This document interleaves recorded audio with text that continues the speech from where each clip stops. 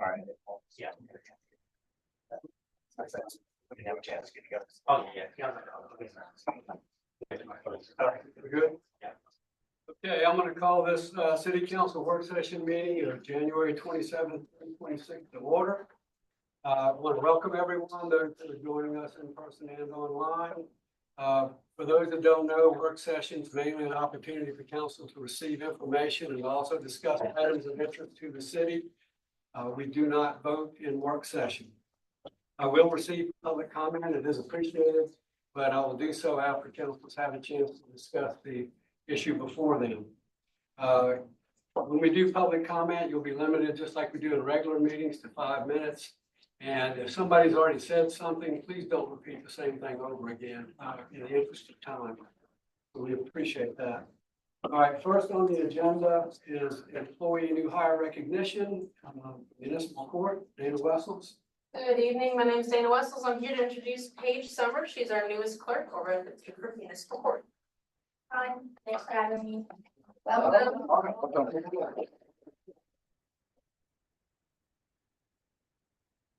Okay, next we have the police department, Chief Price. Hello, good evening, Mayor and Council, city staff and citizens, glad to be here. Today we present Ian Tearts. He is new to the police department. He has had 8.5 years in our military, serving as a Marine and air defense instructor, and we are so happy.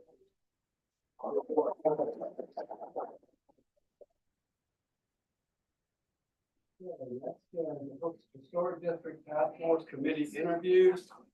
Before we do the interviews, I'd like to ask Kirk, please, to kind of give us an overview of what the task force is charged with, so the public has an opportunity to find out. Sorry to put you on the spot. Yeah.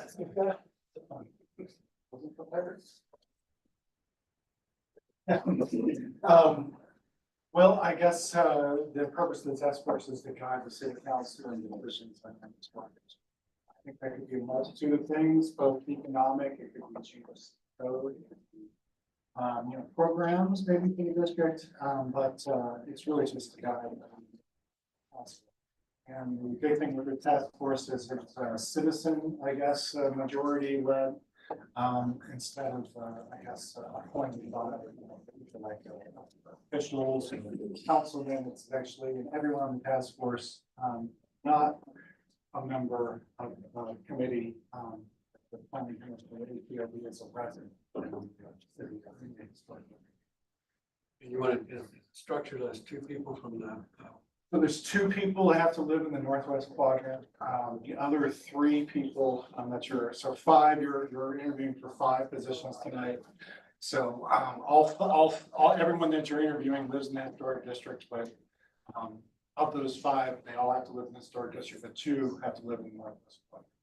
And then the other 4 members are the chairman of, not the chairman, but the chairman of the planning commission, an HDRB member, Rita Wilson, appointed member from the Freedmen's Art District, and a member from his working. We're going to call up, I guess, one by one because we don't have enough room at the table. So if you don't mind coming up and standing over here so you can be seen by people online, and give us your name and your address and a little bit about yourself and why you want to be on the task force. So first up is Stacy Applegate.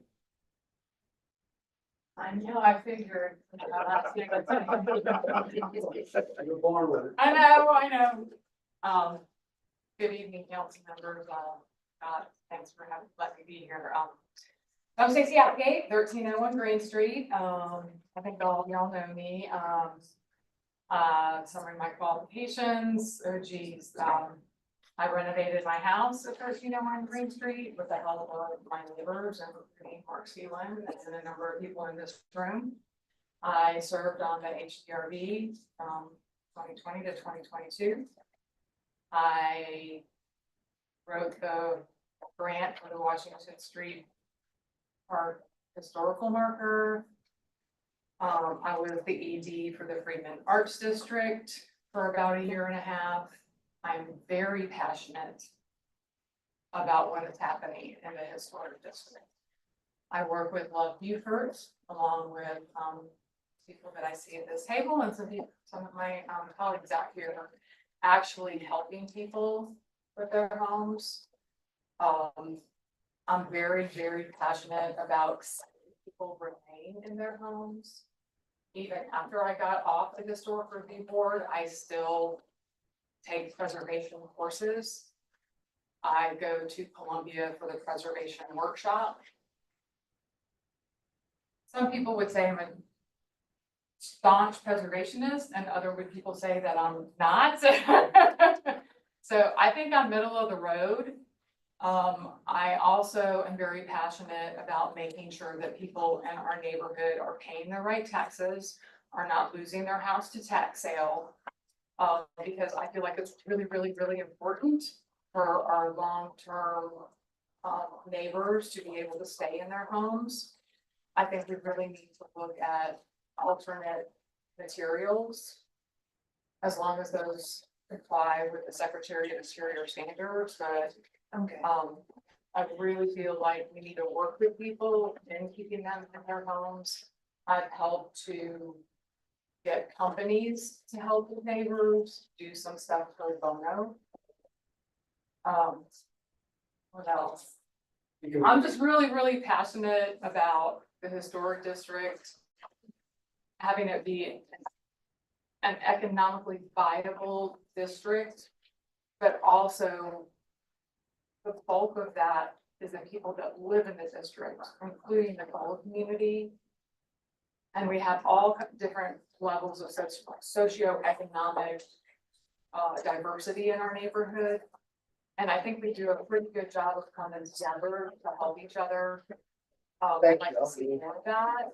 I would love to see a program like Loveland that focuses just on historic structures. And then they also have a program like our repair program that I was advocate for, and helping people with critical repairs. So I think there's two sides to that. I mean, I could go on and on. But do you have any specific questions? Question.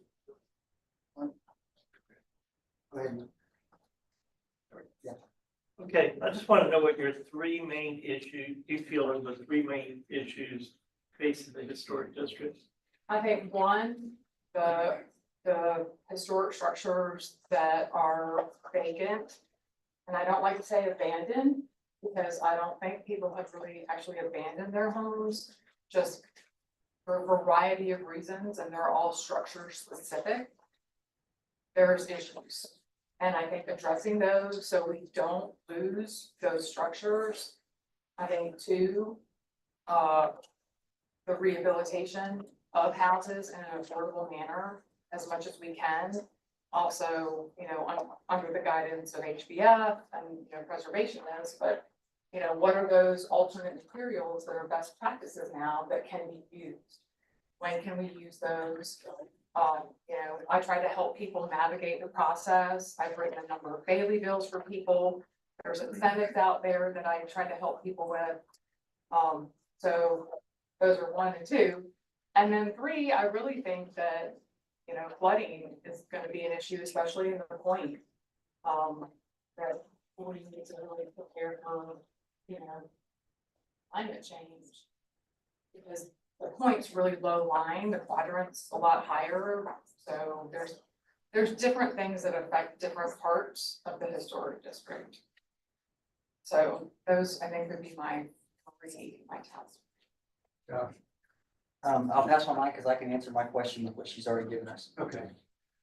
I have just a comment, all the things that you said. First, I want to thank you for volunteering, and I know your passion for it, so the Northwest Part, all the work you've done, so I just want to thank you.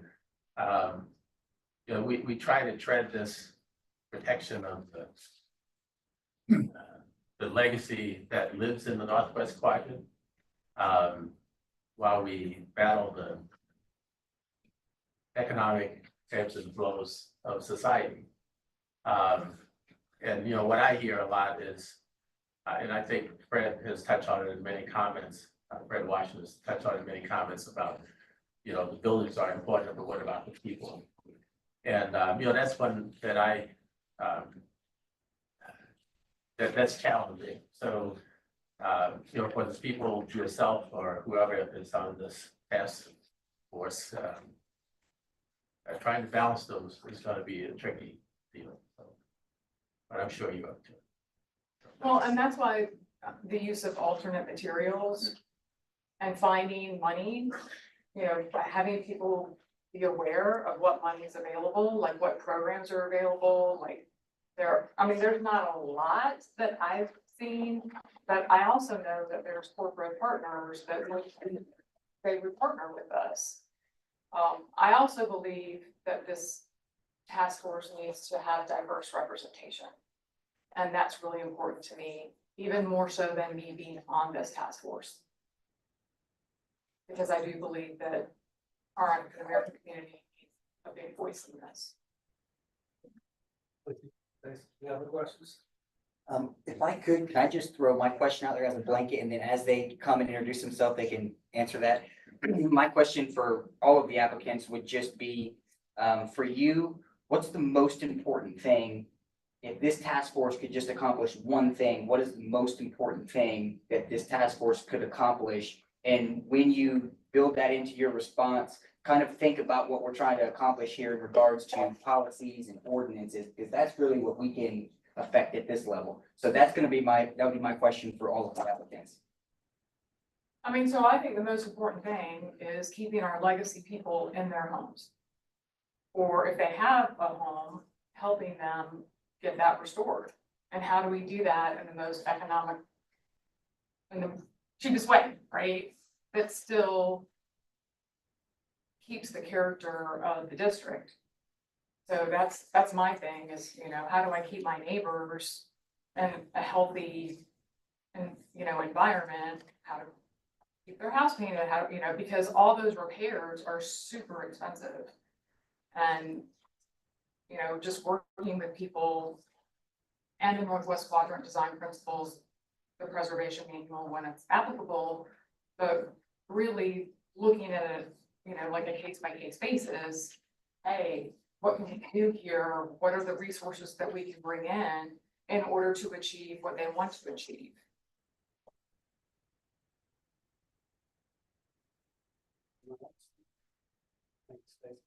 Thank you. All right, next, Mr. Scott Gibbs.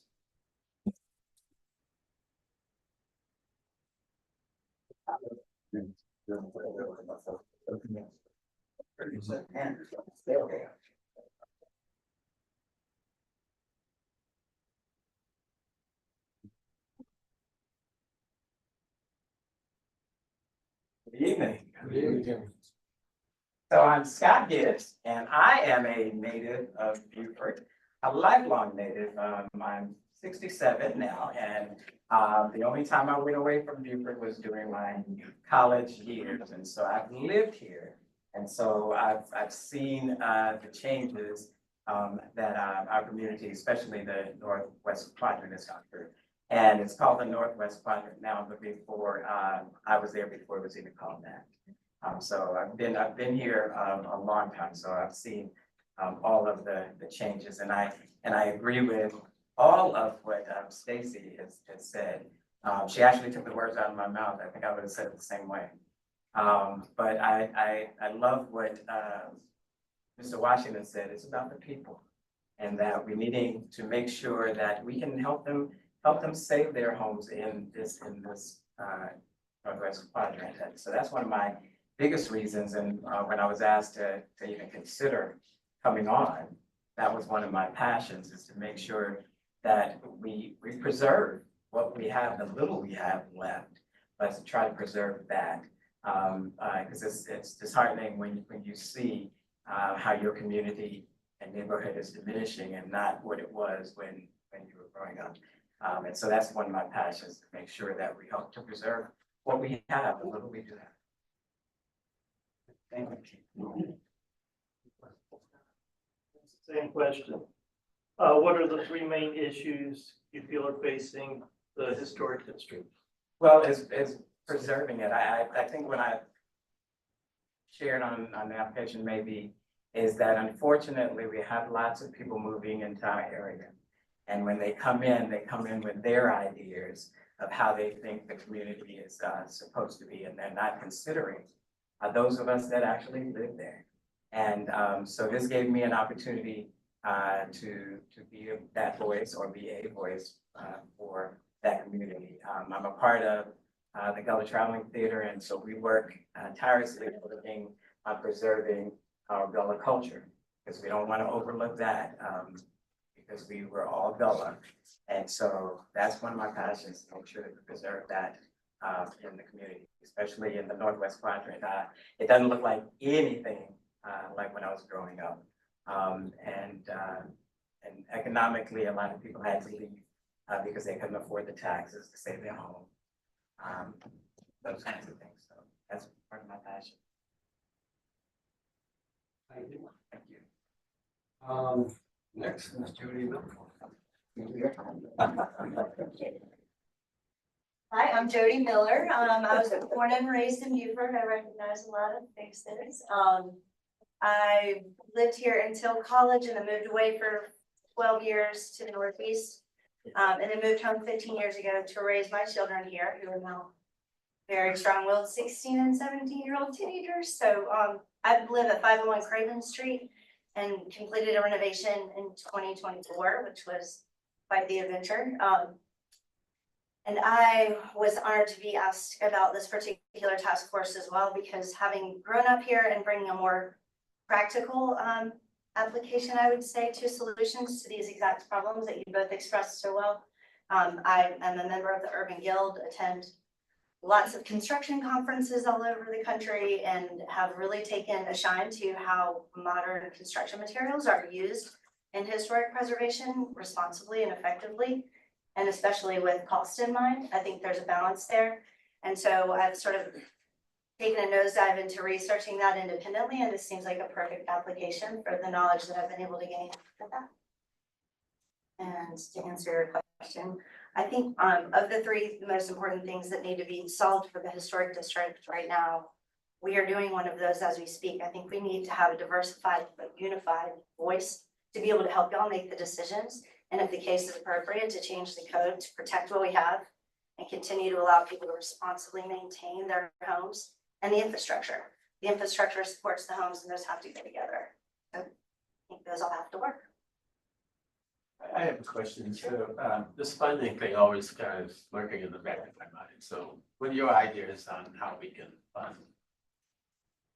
fund these projects to keep folks in their homes? Because as I think both Stacy and Scott alluded to, things are very expensive. Very expensive. And city has a budget that, you know, are being held to the fire by the citizens. How do you think we do that without, and also appear to be fair?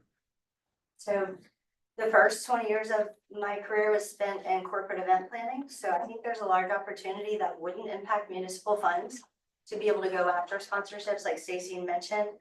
There's a lot available at the national level, especially with the historic town like we are lucky enough to have.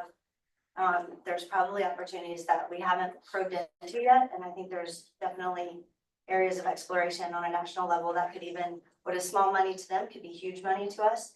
And if, you know, the council and the task force, all the entities involved work together to make it a fair playing field, that would be our largest job. And maybe the task force, you know, creates one part of its agenda to go after a certain number of dollars for funding for that. I think it's going to have to be a multi-stage, you know, fairly aggressive if we have 18 months or 24 months to do this. I think we're going to have to really make a great plan that involves some pretty direct results and goal oriented that have dollars assigned to them. Look at it on a national level. I think we've tapped out our local resources 12 times over, and certainly at the state level, I know you guys are up against that all the time anyway, so why not reach wider and see what we can do from a construction perspective. Thanks. And next we have Martin Nash.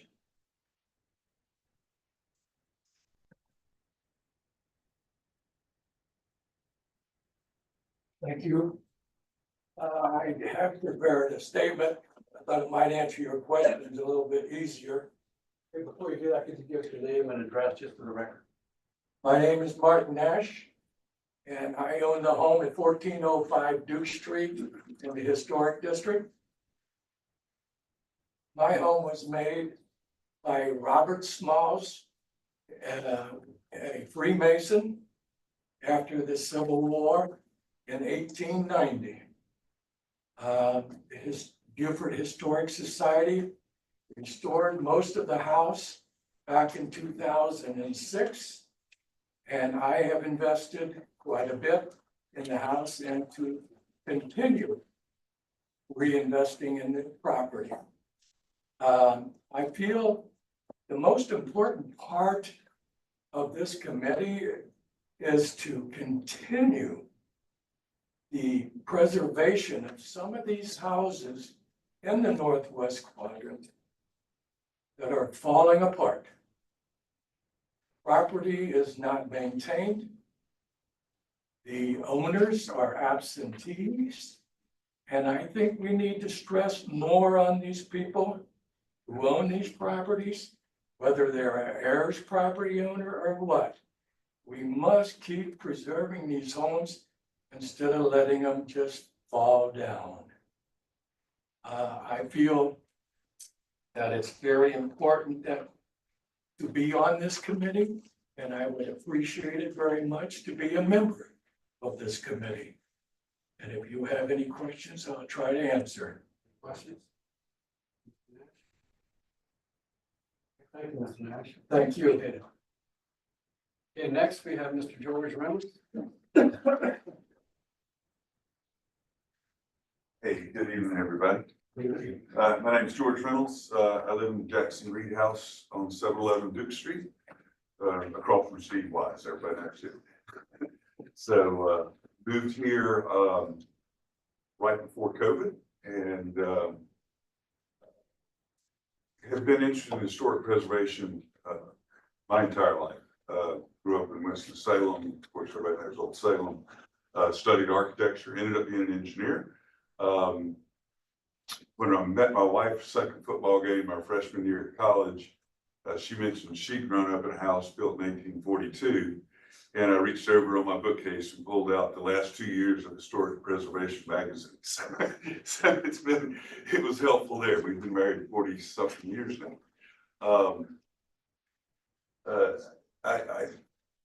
I do a lot of things in the community, a lot of stuff with DNR. I'm out at New Orleans tomorrow, and I'm putting in an oyster reef at Sands Beach on Thursday. It'll be cold. But growing up in the community here and thinking about our past experiences, we lived in Delray Beach, Florida, South Florida for a few years.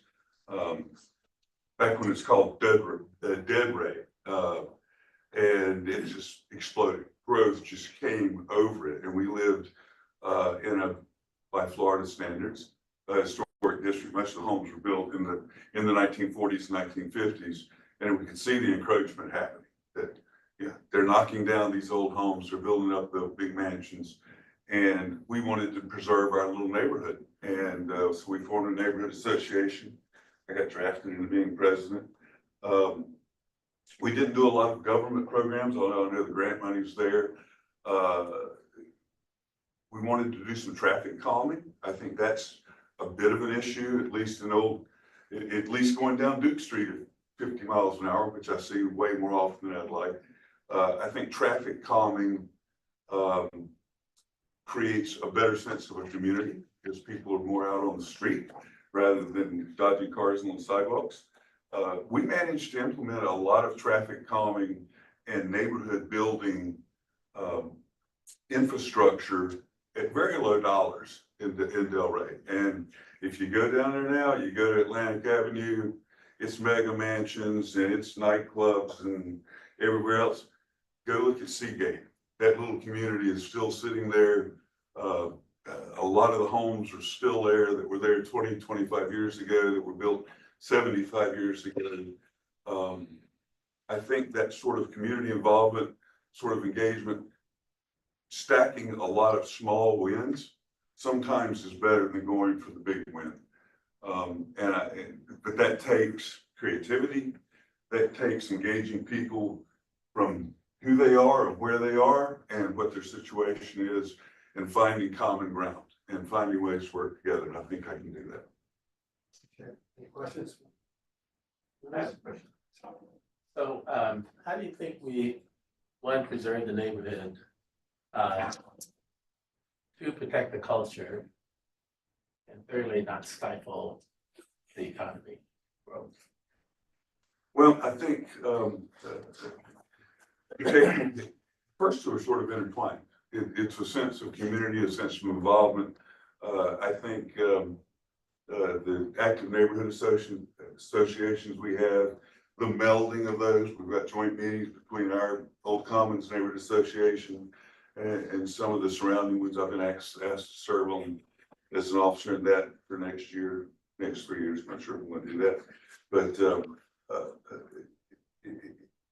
it's really around communications and engaging each other for the first two portions. Third part of your question again? How do we not stifle growth of the economy? You know, folks talk about, I sense sometimes that some folks would just like to keep things the way they are, but that's not gonna happen. There's, you know, people have discovered things and folks are gonna come. So I guess what I'm driving at is, how do we manage all that, protect the history, you know, keep people in their homes, and at the same time, you know, not create a situation where there's no growth, because most of the places that I've lived or not one of them, where there's no growth, nobody wants to live here. Yeah, no growth is another word for dying. Right. In terms of a community. So yeah, growth is important, and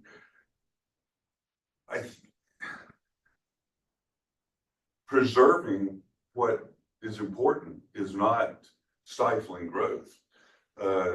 Picking out the bare areas, you see the infill that can occur, preserving the old buildings where they can be preserved, replacing them with structures in keeping, right? In terms of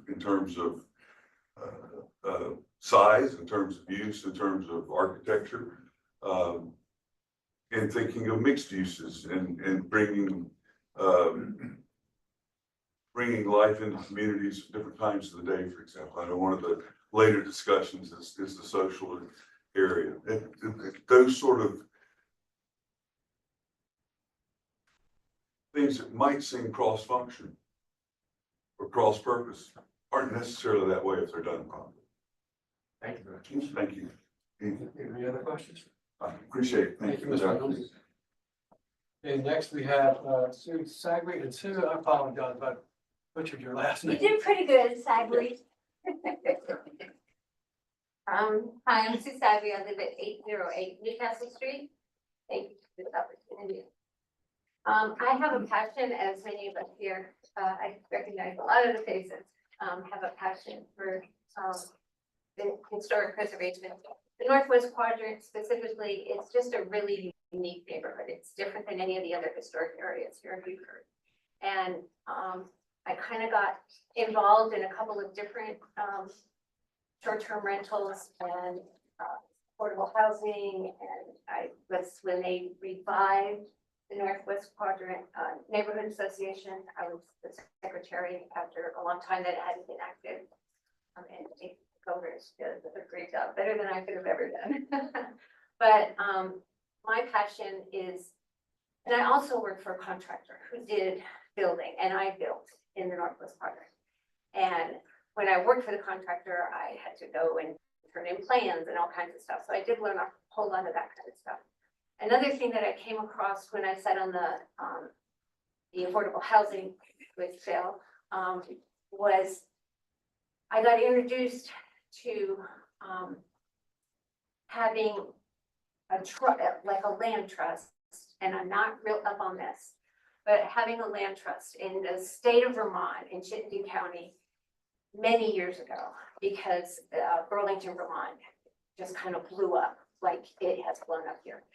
And people couldn't afford it. And so they set up these trusts, and they went to like a dual real estate system, where if you could qualify for the trust and you could buy a house that was within that trust, then when you go to sell it, it can only appraise and value based on the whole trust system. It cannot be compared to the regular rental market or the regular real estate market. So there became like two markets.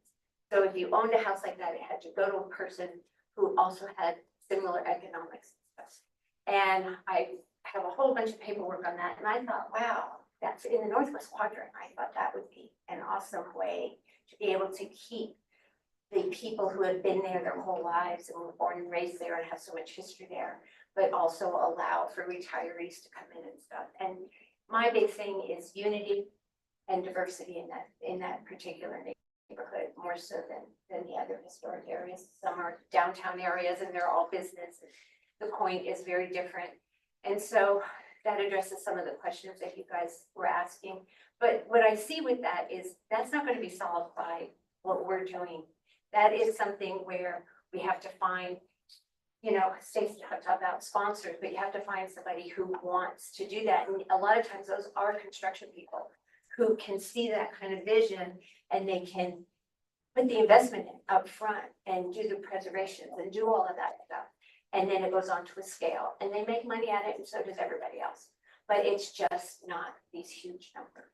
And so, and also what some other people have said about being able to use materials that can still give the look of the charm.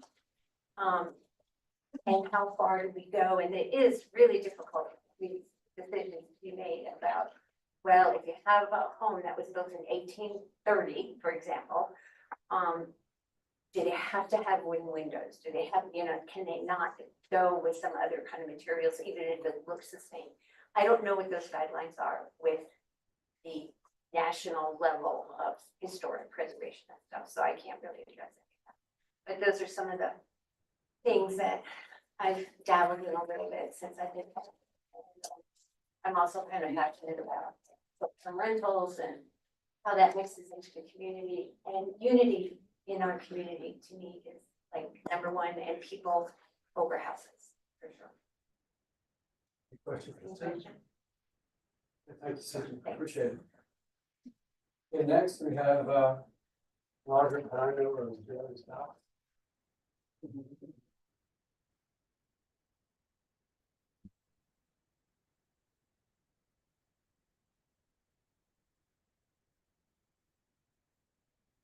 I am so impressed with all these candidates. And I have to say that I have not prepared a speech other than to say that I am a native Beaufortonian. I was born on Paris Island and grew up here. And I care about this town. And I want to make sure that everything that is done for it is done in the right manner.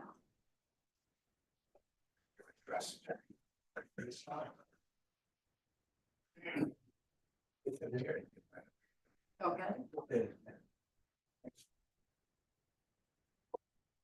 Okay, next, moving down the alphabet, Mr. Mark Freeland. Figured that out. Or my name, or yeah, even my name is Mark Squealer, living at 1105 Green. I've come here. I wasn't born here, but Beaufort is now my home. I retired here in 2018. We built the house up at 1105 Green. I sat on the city board for the zoning board. Zoning, thank you. Sometimes things go like that. Zoning Board of Appeals, just about ever since I'm on my last run of that right now. Worked with Habitat for Humanity, building houses, taking care of things, trying to do things. I've done restoration projects in the Northwest Quadrant for some of my neighbors in the church. Beaufort is home. Northwest Quadrant, very much home.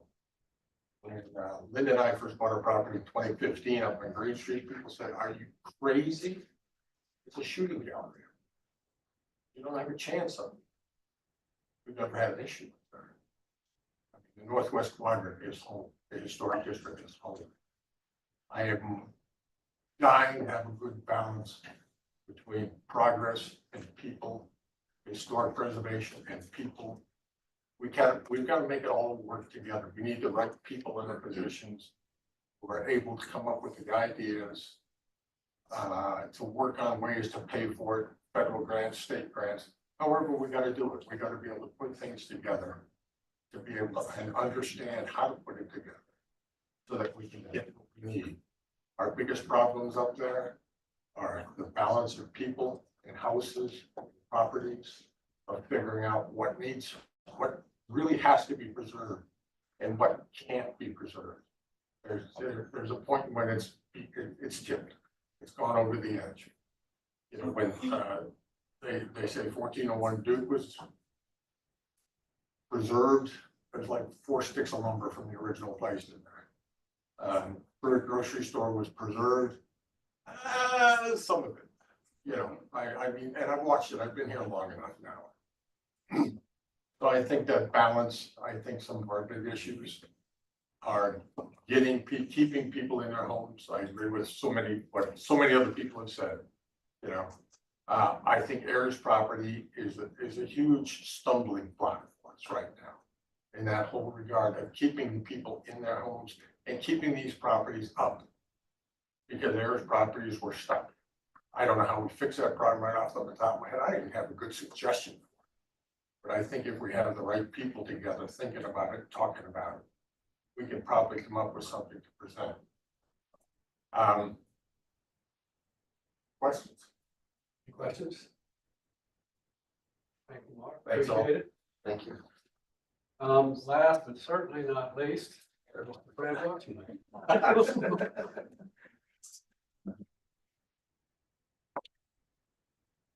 I forgot to call you Junior too, so. My father's not a little bit crazy. My name is Fred Washington Jr. I reside at 804 West Street. Like Jerry, I was born in Paris Island. I've lived most of my life in Beaufort at 1014 North Street. After taking me from Paris Island, that's where I lived until I went away to school. Returned to Beaufort and went back there for a little while, and now I'm where I'm staying now. It's, in terms of background, you know, I served on city council, I've served on the school board. I was the director of the Department of Social Services for over 27 years. I've worked with the Jasper Competence and Health. I've done a couple of other things. Everything's been said. It's said. I don't want to be redundant. But as there are a couple of words I'm going to use that may not be popular. It's been alluded to. Diversity is one of them. I've grown up in a community, I grew up in Beaufort where there was diversity. I mean, yeah, we had differences, and that means differences in terms of race, in terms of economics, in terms of everything. But there was this opportunity for people to live and work together and resolve things. We had that. And I've always, when I've served in Beaufort, that's one of the things that have brought me back, because I remember, and I love a small community where people can communicate and work, even if you're different. But we have more in common that would be different. And so it's going to take people willing to deal with that diversity and accept it as a positive and not a negative. And there are too many people that look at diversity as being negative. You know, when you talk about diversity and you talk about the next word I have is affordability. Everyone, Beaufort is becoming more difficult in terms of affordability to live. But you know, that doesn't just affect the so-called minority community. There are many families that I know, several families that, because of the cost, find it difficult to live down in Beaufort. So we have to realize that, yes, there is change. The challenge for us is, how do we deal with that change? How do we incorporate the new good, try to minimize the bad? You'll never eliminate all those things with the bad, but let's minimize.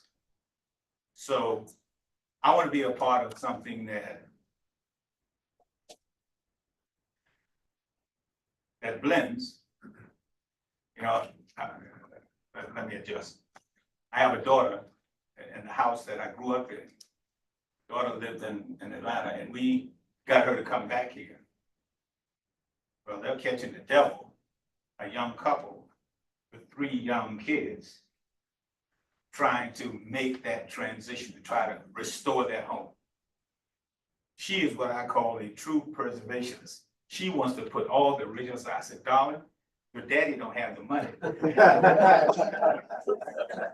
And you're gonna find out that it's a challenge. So they've had to go through that process of making adjustments.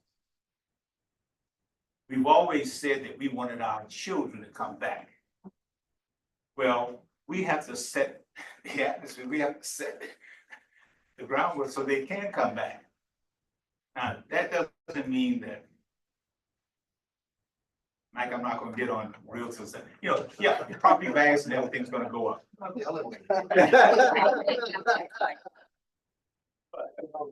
We have to work in a way that we can create the environment and the policies that if we want to have a certain type of community, if we want to have that diverse community, then we have to have what I call diverse policies. Be willing to do that. That's our value. That's a value. Now, if you don't value it, just let it all go to heaven. Let it all go to the devil. And just let prices continue to go up and ignore the people. Ignore people and think about profit. When I was with DSS, I used to tell people, staff, we're in the people business, not the profit business. Now, we're not going to waste money. Don't misunderstand me, but we have to maximize the resources we have to benefit the people. So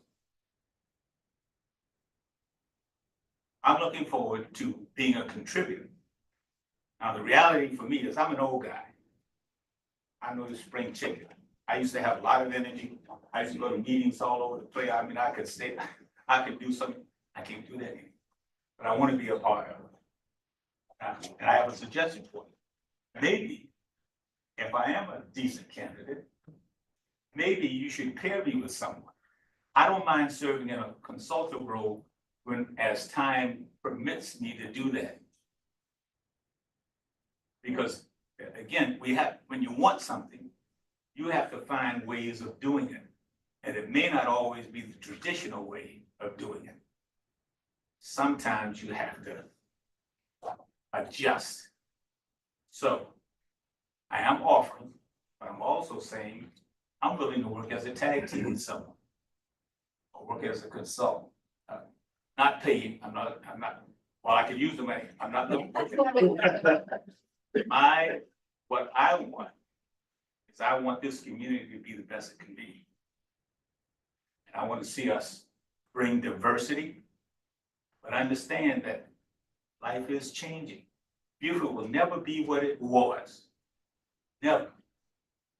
But those things that were important and that made it special, let's not lose those values. Let's not lose those things. So we can, as we prosper, we bring the diversity that a lot of folks with. So I'm talking longer than I should. And so I'll ask some questions. Answer the question. Yeah, I think they asked me. I've been answering them already. All right, well, thank you. Thank you. Appreciate it. Okay. Mayor, I think you got Mr. Payne. I think you forgot. Oh, did he come in? All right. Variance paid? No. It's not here. Okay, well. Okay, he shows up. All right, with that, we'll be moving on, and I want to thank everybody who applied for the tax bills. Council will make a decision. You know, we have 2 from the northwest quadrant and 3 from the northwest quadrant. We, did you have anything? Oh, after you finish. Okay, I pretty much I want to thank all of y'all for applying. We will keep your applications on hand because you never know. If you don't get selected this time, you're next in line. So, what I want to say is, again, thanks to all of you, for wanting to serve on this task force. You know, my suggestion would be that we just expanded, you know, so that all of you could participate. Because what I heard was a lot of heart, in all of your comments, and a lot of facts in all of your comments. So, I don't think we're gonna go with that suggestion, but, piggyback on something that Fred said. You know, even if you're not selected, we appreciate you.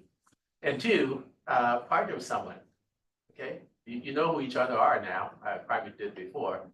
But, you know, if you're not selected, you know, your ideas, or any of you could serve on this task force from my perspective.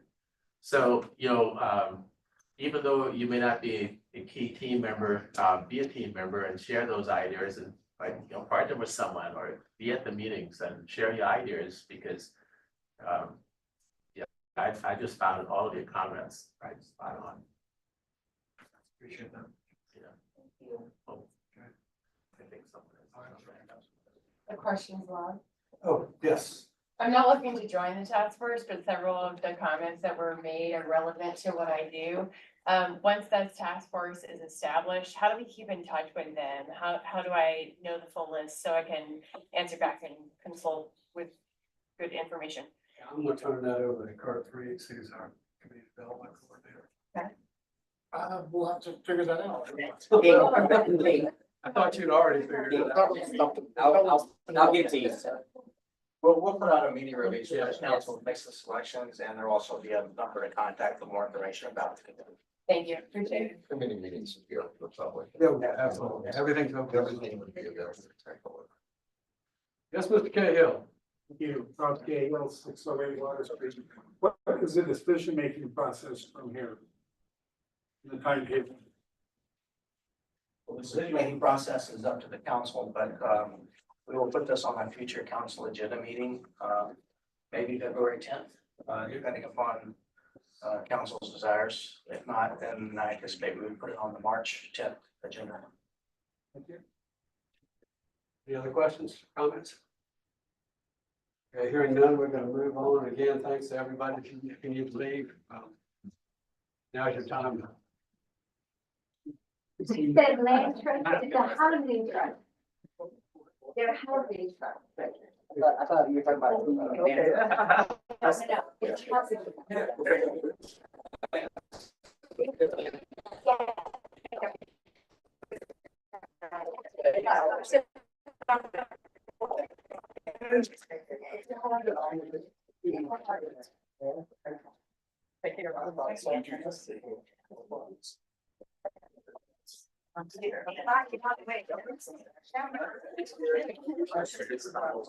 Take care now.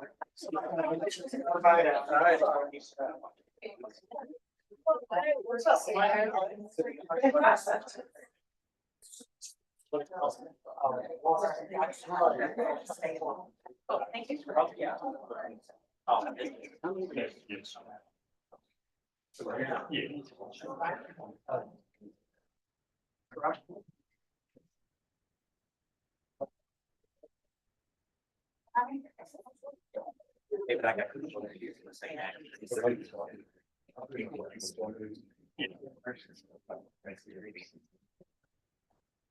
Okay, next on the agenda is a discussion of fiscal year 2025 annual comprehensive financial report. Alan, you want to take it? Good evening, Mayor and Council. I'd like to introduce David Irwin. He's our audit partner with Walden Jenkins. I'll give a presentation about the financial and compliance audit of our fiscal year 25 annual comprehensive financial report. And once David has completed his presentation, I'll give an overall financial overview of how we did fiscal year 25. You know, leave it up to you. All right. Well, good evening, everyone. Hope you all are doing well. Again, my name is David Irwin, and I'm with Walden Jenkins. I was the partner who oversaw this year's audit of the city's financial statements. I certainly appreciate the opportunity to be here this evening. I do not envy council because it's pretty impressive the candidates that you had for that board. So it's good to it's a good representation of the city, the quality of people that you all have here. Again, just enjoy hearing those comments. I'll keep my presentation brief, but the purpose of my presentation is to provide you all an overview of the independent auditor's report. Talk about the results of the 2 compliance reports that we issue in conjunction with the audit. Hit a few of the financial statement highlights. Discuss some information that the auditing standards requires that we communicate to you all. And then last but not least, to answer any questions that you all may have. Now the financial statements themselves that have been presented to you all are the responsibility of city's management and members of council. As your independent external auditors, our responsibility is to issue an opinion on these statements. We conduct our audit in accordance with generally accepted auditing standards and governmental auditing standards. And I'm happy to say that we are issuing a clean or unmodified opinion of this year's report. Again, this is what you want. This is the highest level of assurance that we provide as your external auditor. What this means is that in our opinion, the financial statements are considered to be fairly presented in all material respects in accordance with generally accepted accounting principles. Again, as I mentioned earlier, as part of the audit,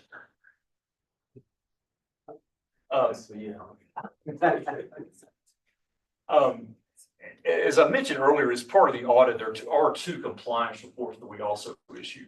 The first of which is a single audit report. A single audit is not required every year. It's only required when an entity has over $750,000 of federal expenditures during the year.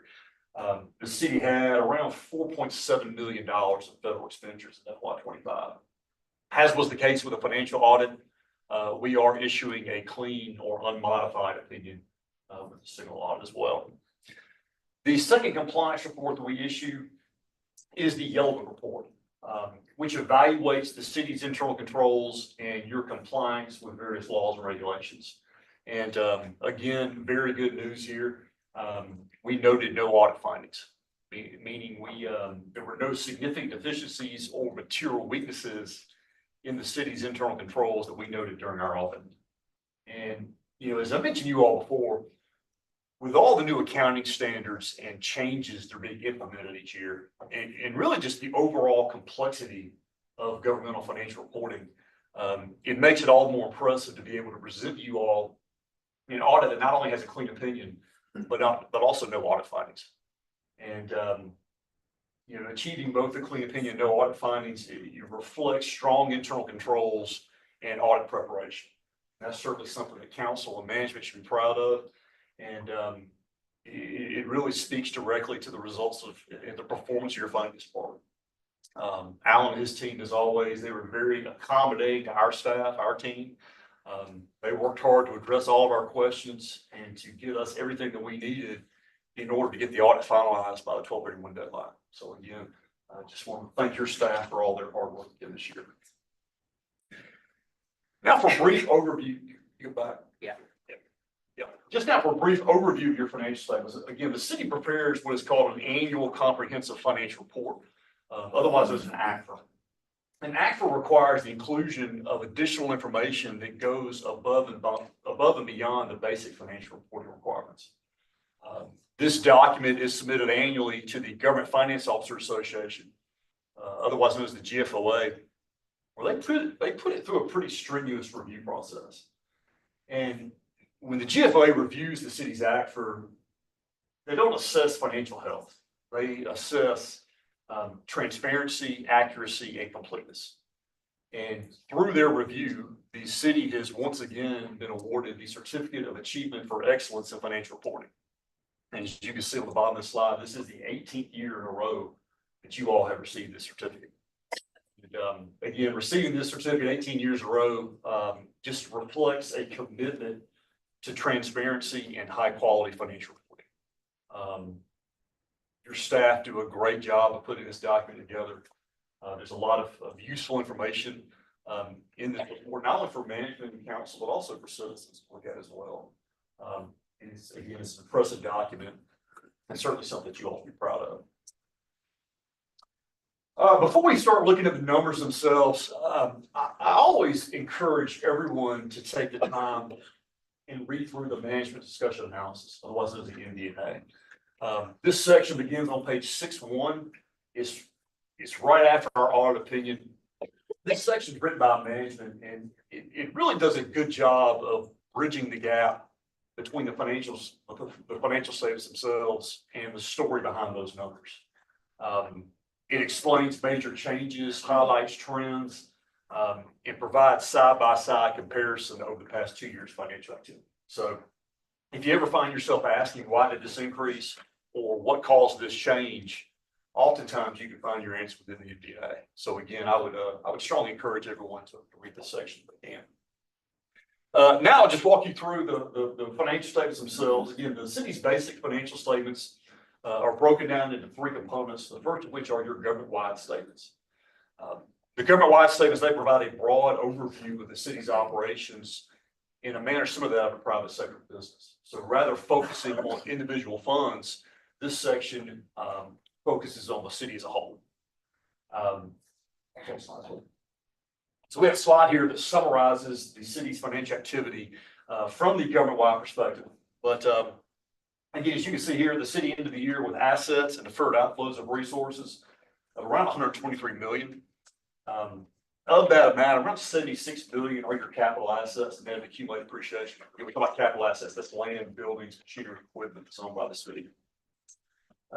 You all also had about 39.6 million in cash and cash equivalents on hand as of year end, 7.2 of which were restricted in nature. Looking at your liabilities, they were around 58 million. Of that amount, around 43.7 are long-term in nature, meaning they're not due within the next fiscal year. Looking at revenues, they're around 41 million. That's an increase about $700,000 compared to FY24. Expenses were around 32.7 million, which was a decrease of $900,000 compared to prior year. You know, when we always look at revenues and expenditures, our goal was for revenue growth to outpace expenditure growth. In this case, revenues increased and your expenses actually decreased. So again, that's great to see.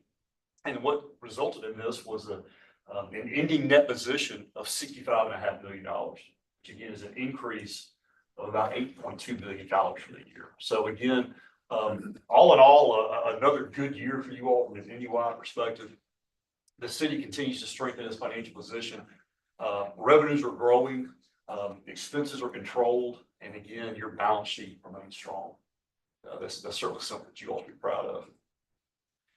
The second component of your financial statements are the fund level statements. Again, the fund level statements, this is what you all typically see throughout the year.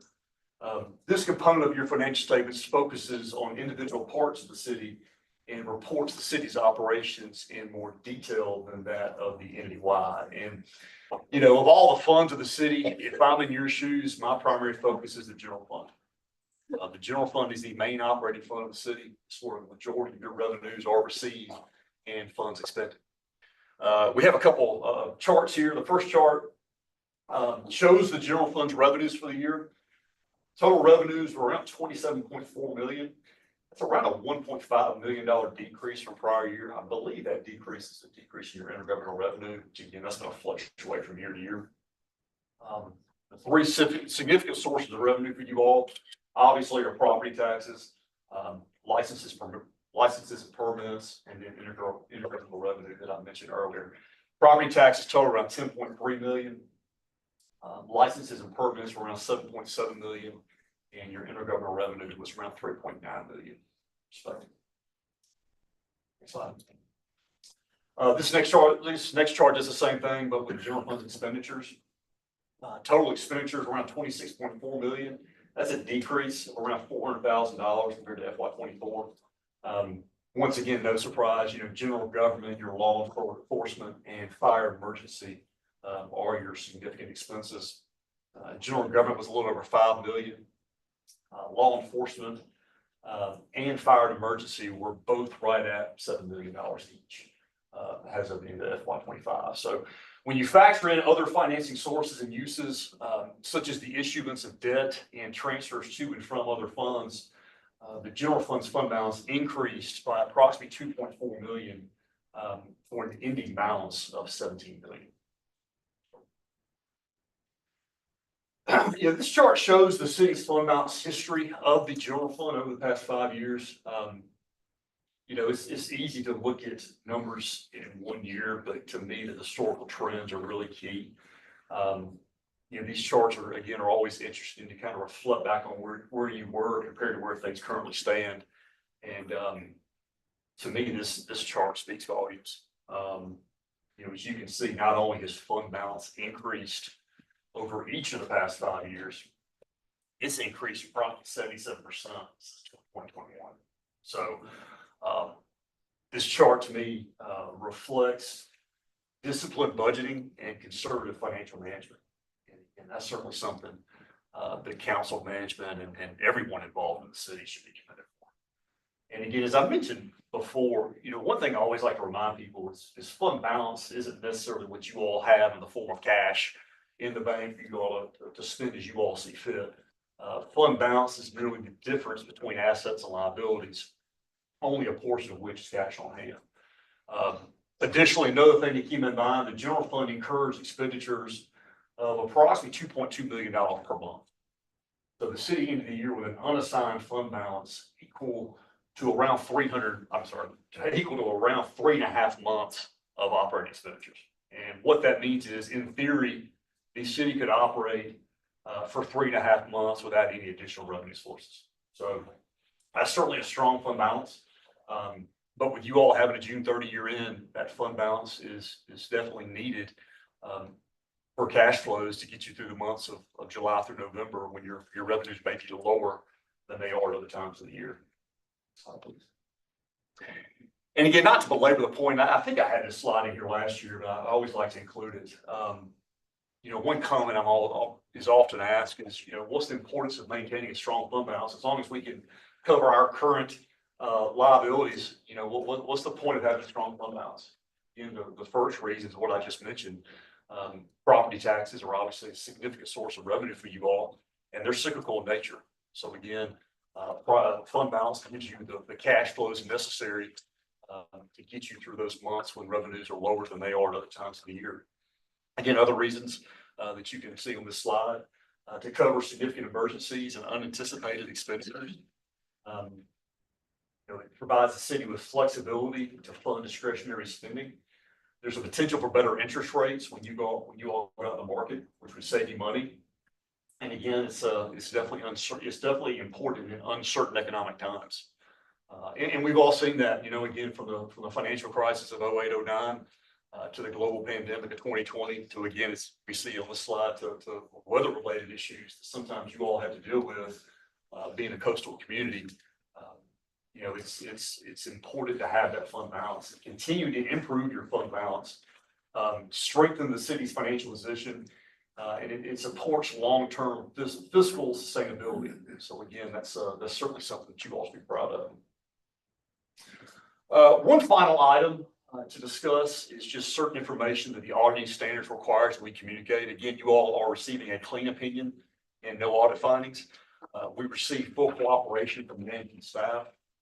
There were no significant issues discussed with management that would have affected the financial statements. There were no uncorrected misstatements.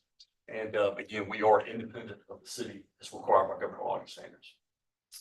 And with that, unless you all have any questions, that concludes my presentation. Again, when you look through your financial statements, there's a lot of information in here. What I tried to do was just hit the highlights, what I think is the most important to you all. But again, the city's in sound financial position. It's being governed responsibly, as you can see by the fund balance chart that I showed. And it's supported by a finance department that it takes its stewardship seriously. And that's not something that every community can say. Again, we certainly appreciate the opportunity to be of service to you all. I look forward to working with you all in the future. Okay, very much. Thank you. Presentation. Thank you, David, for your presentation. I'll go a little further into the details about the general overview of the city's finances as of June 30th, 2025. And I will say that the act will be available online tomorrow on the city's website. Available. So, what are we talking about?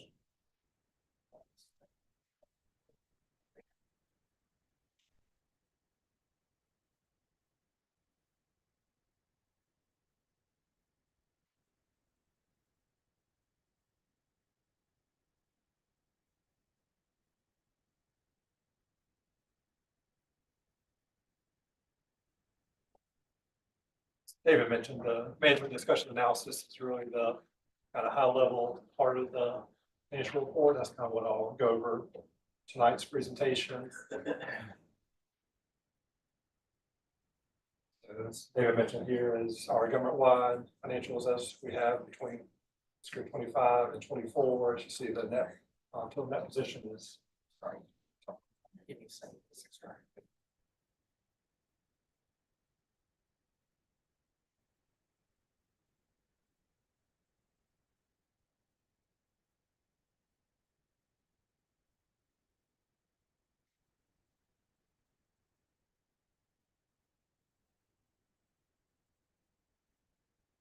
They've already mentioned kind of where we are government-wide as a city.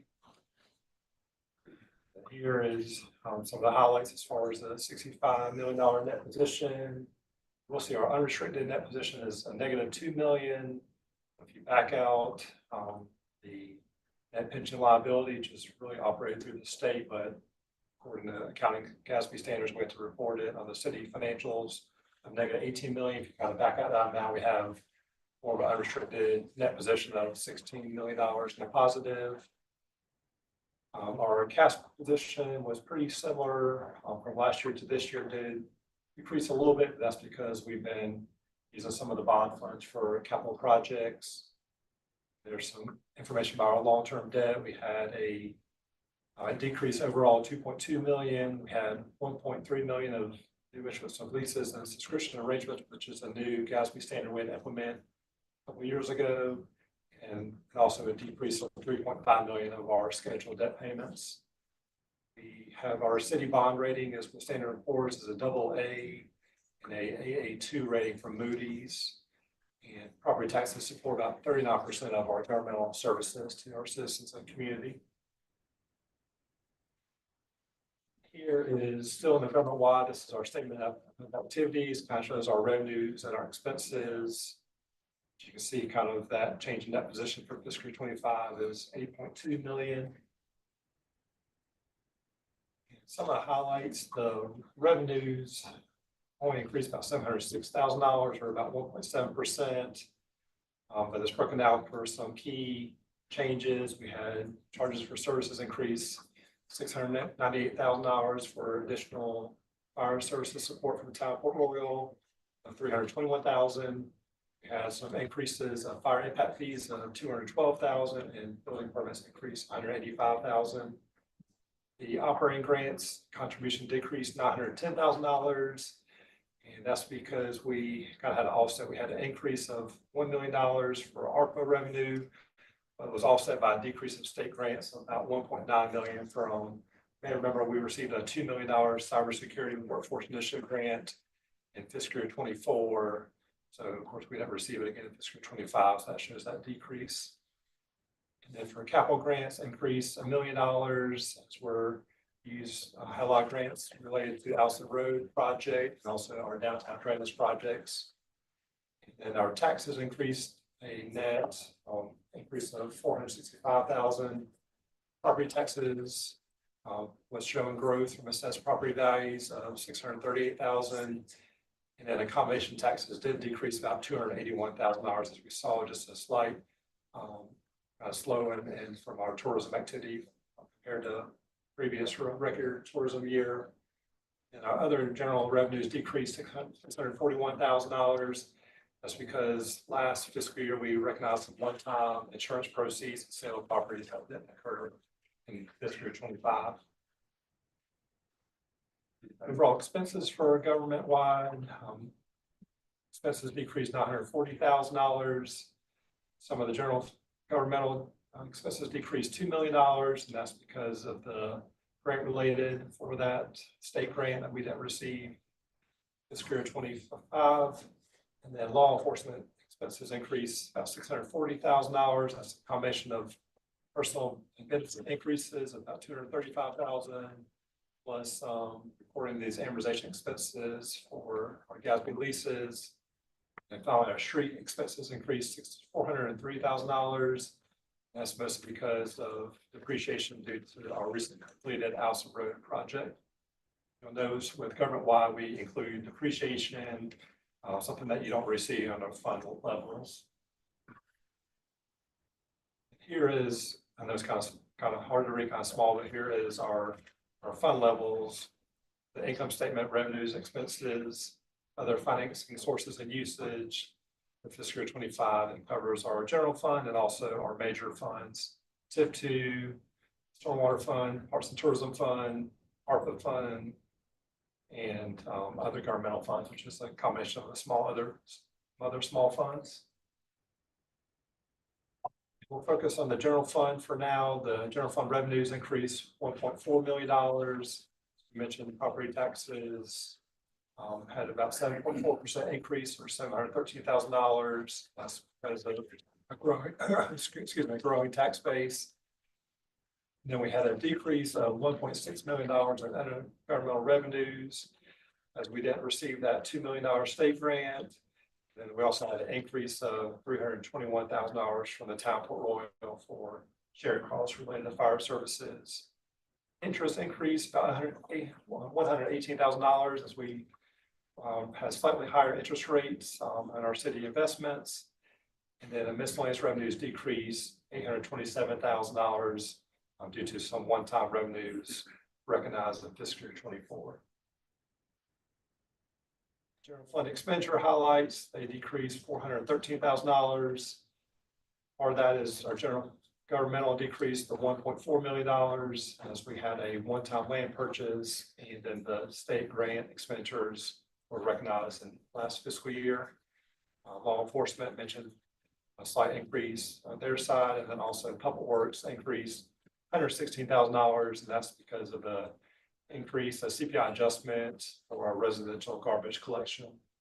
And also we had some more homes came on board for that service as well.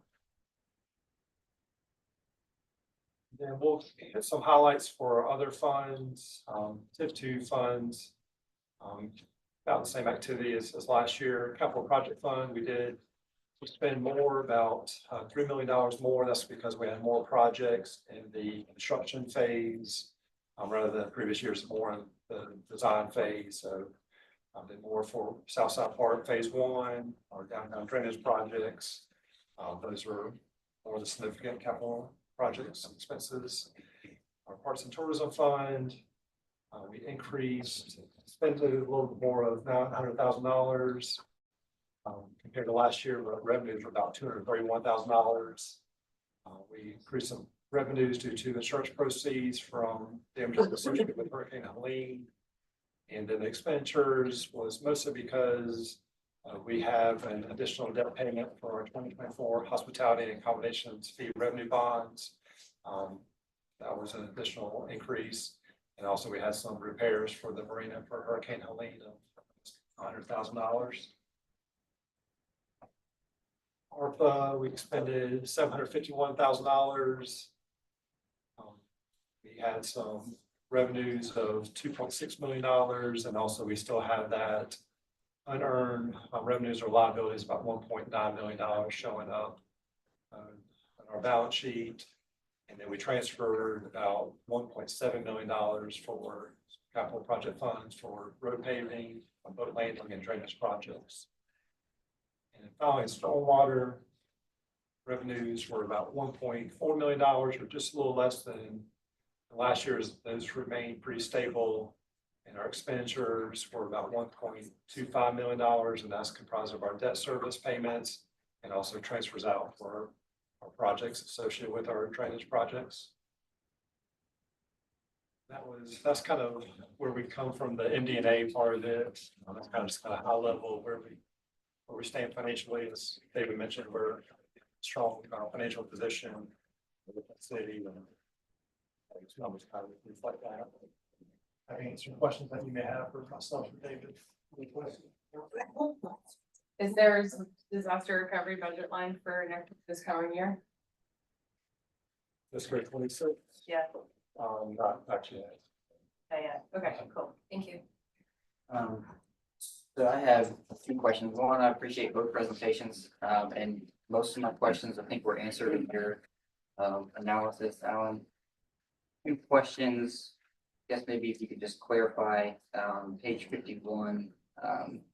a little bit about the deferred outflows and inflows for pensions. Looks like our deferred outflows were increased by about 38%. And the deferred pension credits were up 112%. And then I think that the first paragraph there on government-wide financial highlights kind of addresses that, but I'd just like to see if you can clarify it for me. Yeah, the deferred outflows and inflows is all related to the pension, like state pension, we get a report every year with the kind of show that. And David, you can explain a little more, I guess, of those outflows and inflows. That's kind of a fairly new financial reporting part of it, but. Yeah, you all are obviously part of the state plan, as part of the audit, that plan is audited, and we incorporate your proportionate share of those numbers into your audit. So they're gonna fluctuate, based on actuarial evaluations and pension information that, again, is very, very high level, but,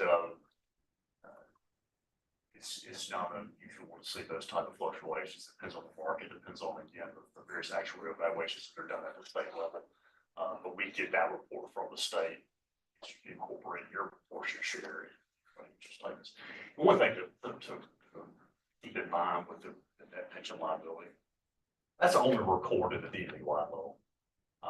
This isn't something that's reported at the fund level. Again, when GASB 68 was implemented, nothing really changed on your end. You're continuing to pay your monthly payments to people. It's just because the implementation of that accounting standard, we were now required to report your portion of that liability along with the various deferred inflows and outflows, associated with that liability on your financial statements. But again, that is only at the entity-wide level. And the day-to-day reporting of the funds that you all again see on the the day-to-day reporting of your funds, which again is at the fund level, none of that activity is reported there. It's only on the financial statements at the end. Okay. So that is something new then that's being put into our audit. Well, it's not new. The standard's been there for 10 years now. Okay. So it's been there for a while. But again, prior to the implementation of that standard, this liability was not reported on your books at all. You were just paying your share to people. You're still doing that now. You just have to report your proportion share to liability. Got it. Okay. And then the second thing, Alan, is the charge for services increase. It says almost 700,000, 4.1% primarily as a result of additional fire services support from town of Port Royal, which is here's 321,000. What is that? Yeah, that's the agreement we have with town of Port Royal. They pay kind of the rooftop split as far as look at our budget each year. And then since the fire department budget went up for fiscal 25, their portion that they have to pay us went up as well. That's part of the kind of agreement we have with us and the town of Port Royal.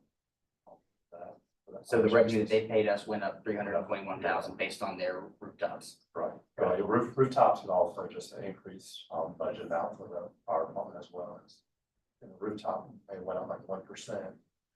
It's about a 60-40 split, but also in conjunction with that is the fire department budget. Each year we're kind of looking at overall expenses and try to see what portion is town for oil, which portion is ours. Okay. Any other questions? I got one, and I'm sure the answer is staring right at me, but I can't see it. On page 56, those last three lines where it says revenues, miscellaneous revenues decreased in 27,000, 87.2% due to one-time revenues from property sales, the Commerce Park, and then insurance. I'm just saying, why would the revenues decrease if we sold something and got revenues? Yeah, so we're comparing fiscal 25 to fiscal 24. That sale of the land in the Commerce Park and then the insurance proceeds for the fire truck happened in fiscal 24, not in 25. So when you kind of compare the two, those kind of are like one-time items. So those revenues that we did receive in 24, we didn't receive those in 25. Question? Any others? Thank you, Alan, and congratulations on 18 years. And you have to- you see, you have one. Yes, sir. Thank you. Thank you. Sure. Okay, next on the agenda, we can discuss pilot social district in downtown Houston. Linda, you gonna be presenting this? Yes. Okay. I'll make it a chance to look at it.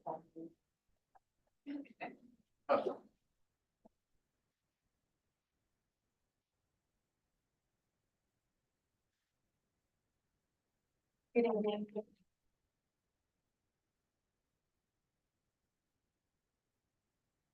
Okay. So, as an introduction to, the pilot social district, city council previously appointed the Tiger team. And that was back in February of 2024, we began, meeting and kind of identifying strategies to strengthen downtown vitality, support local businesses, and increase economic activity through research, stakeholder input, and review best practices from peer communities. The Tiger team evaluated opportunities to enhance the downtown experience and encourage longer dwell times. As part of this work, the Tiger team recommended exploring the establishment of a downtown social district as a potential tool to increase foot traffic, support businesses, and create more active and connected downtown environment during the designated days and times. Beaufort staff, along with the community partners recently, have been working together to explore this social district. Beaufort Area Hospitality Association, Beaufort Regional Chamber of Commerce, and the Greater Beaufort Fort Worth PBB. We all met, and we kind of, the pilot approach would allow the city to define district boundaries, operating hours, participation requirements, and safety measures while assessing the community response of potential and economic impact. So we looked at different things. What are downtown strengths? Walkability. Our downtown area boasts excellent walkability, along with residents and visitors. It can easily access a variety of local shops, restaurants, and services, all within a short distance. Scenic view, waterfront views. The scenic waterfront is a powerful asset for the downtown, serving as a natural anchor that draws people in and encourages them to linger. Waterfront views strengthen economic vitality by increasing foot traffic, boosting tourism, and while also inviting public spaces that encourage community interaction and year-round activity.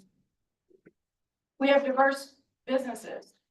There's a presence of diverse local businesses ranging from gift shops, boutiques, and restaurants who serves our community. They showcase unique offerings and fostering a sense of community pride. You hear it all the time. People love to come downtown. People who live here, who have lived here, who love to visit, they love to come downtown because they like downtown Beaufort. It just has that sense. Our challenges, the downtown challenges currently, understanding the obstacles that are impacting our downtown today. Reduce foot traffic. The downtown area has experienced significant declines in foot traffic and impacting local businesses and community engagement. This trend threatens our vibrancy and economic viability of our downtown. Sorry. Limited day dock and our current limited day dock and promenade access. Access to the day dock and promenade are currently restricted. It diminishes the opportunities for water-based activities and limiting the appeal of our waterfront. It also enhancing our access is crucial at attracting visitors and locals alike. Currently, we have limited evening activity. There is a noticeable lack of evening activity in our downtown. It's leading to lower perceptions, lower safety perceptions. You don't feel safe as later in the evenings, and missed opportunities for social engagement. This in fact affects our business revenue and community interaction. We have some more downtown challenges. Safety challenges. Downtown Beaufort faces several safety challenges affecting the residents and visitors. We have limited street and pedestrian lighting, and it just makes it feel dark and unsafe. While visible and responsive police presence is critical for deterring crime and maintaining public confidence. Our police officers are there they patrol but it's still not a consistent because we don't have it activated all the time. Addressing these interconnected issues is essential to creating safe and welcoming and vibrant downtown. Construction and economic impacts. With the drainage construction and the associated road closures create significant challenges for downtown businesses by limiting access, reducing our visibility, and disrupting normal traffic patterns. These conditions lead to decreased foot traffic, delivery delays, and customer confusion.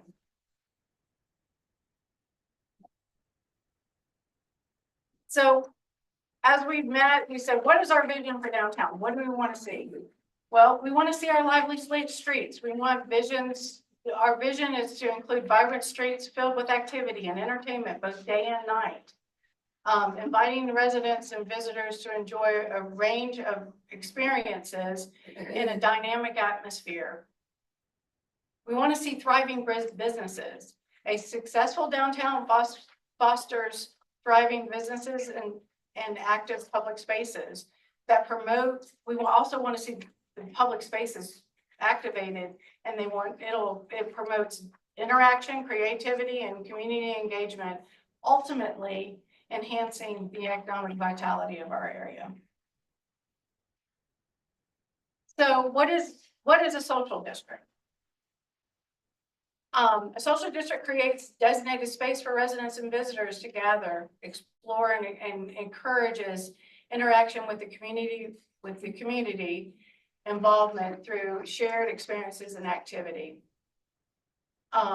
Responsible consumption. If the participants are encouraged to enjoy responsible beer and wine consumption, following established guidelines to ensure safety and moderation and enabling a comfortable environment for all attendees. Community focused. The initiative emphasizes a strong sense of community by promoting walkability, local shops, restaurants, and cultural activities, and family-friendly events that bring people together in a vibrant setting. So here's the key detail of the program. Time of the pilot program would run for 90 days. It would allow ample time for community feedback and allow for adjustments to enhance the overall experience for the residents and visitors. Boundaries. There will be clearly defined boundaries to ensure that the participants know the extent of the social district, promoting safe and structured environments for gathering and enjoyment. Business participation. Businesses will have the option to opt in or opt out. They don't all have to participate. And creating an inclusive atmosphere while allowing that flexibility for those businesses and what they prefer. Are there any businesses already on board? Not yet. Okay, yeah. We'll talk about that in a minute. Yeah. Operating hours. The proposed operating hours for the downtown social district are Wednesday through Saturday, 4 to 10 p.m. These hours are designed to encourage evening activity while balancing community and business needs. There would be branded cups and signage. The beer and wine would be served in branded cups that were easily identifiable by law enforcement and the businesses. It creates a cohesive experience. Those, while with those branded cups, you can walk within the social district.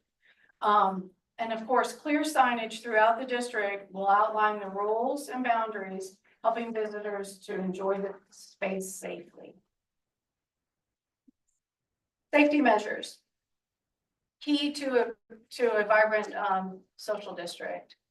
There will be posted rules. Clear rules will be prominently displayed on signage throughout the district, ensuring the participants understand the expectations for behavior and alcohol consumption to promote a safe atmosphere. Police presence. A dedicated community response team officer will be present during the operating hours, supported by patrol units to ensure safety and address any concerns in the district. And this is, and I shows you what a signage looks like, the boundaries. The proposed boundaries. Our team met, we discussed this and we went back and forth. The proposed social district boundaries encompasses key areas of downtown. It's Old Republic all the way to the waterfront park. And only, it includes the walkways and the tables directly behind the restaurants. This facilitates safe navigation and encouraging exploration while ensuring the vibrant gathering spaces downtown for residents and visitors. None of the grass areas or pavilion are included in those boundaries.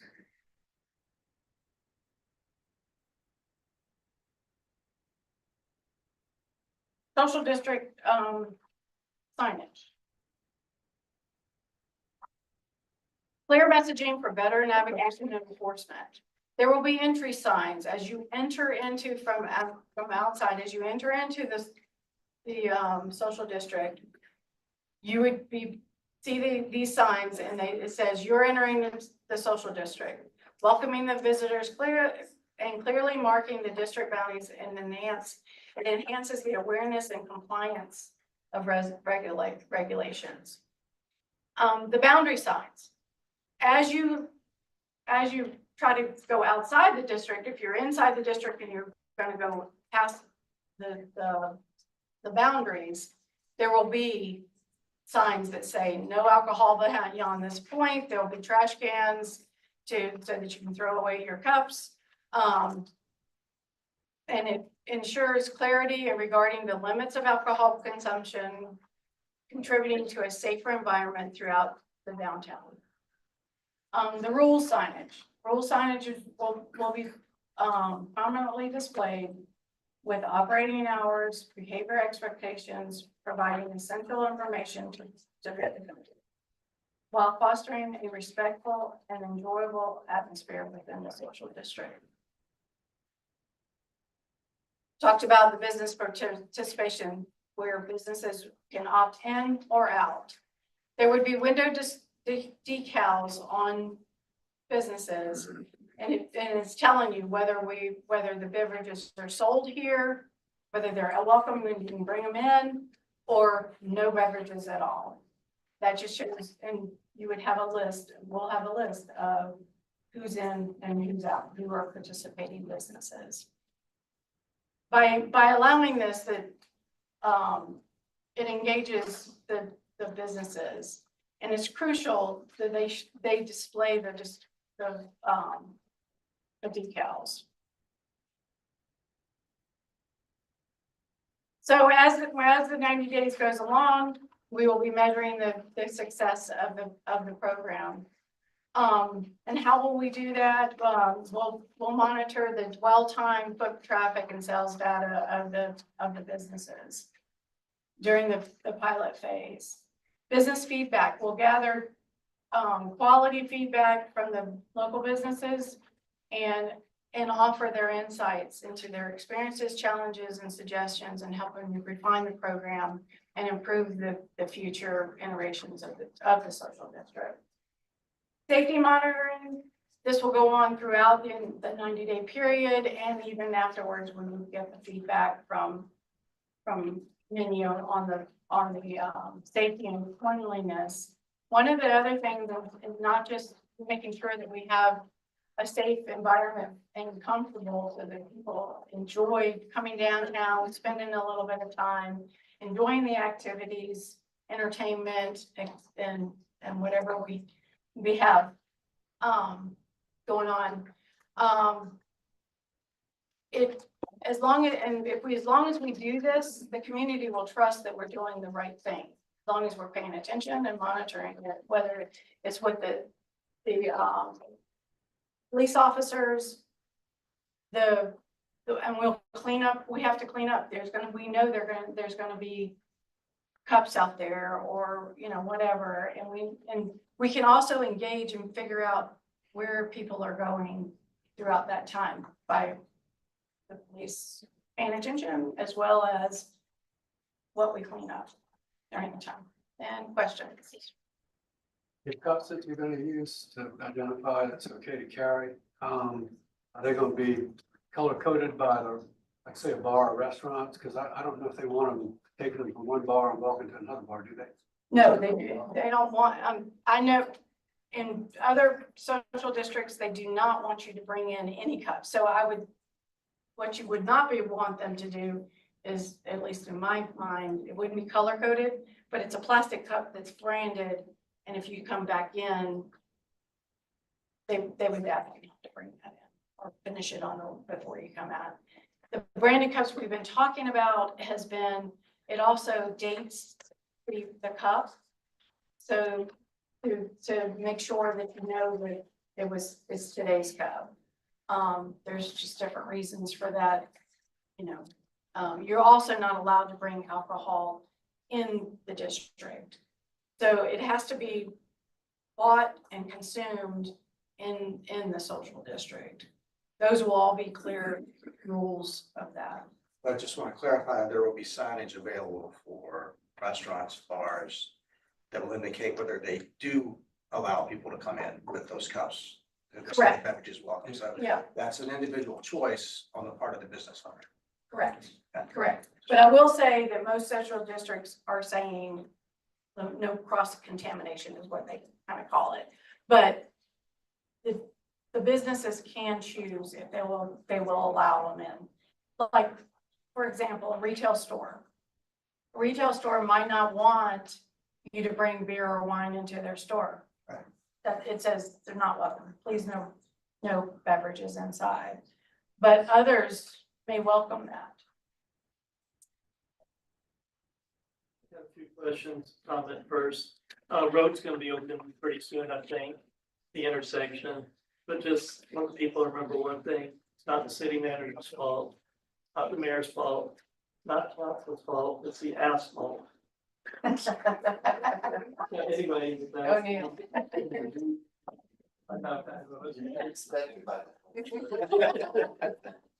Okay, so I have two questions. First of all, for Chief, so we can handle 4 days a week doing it?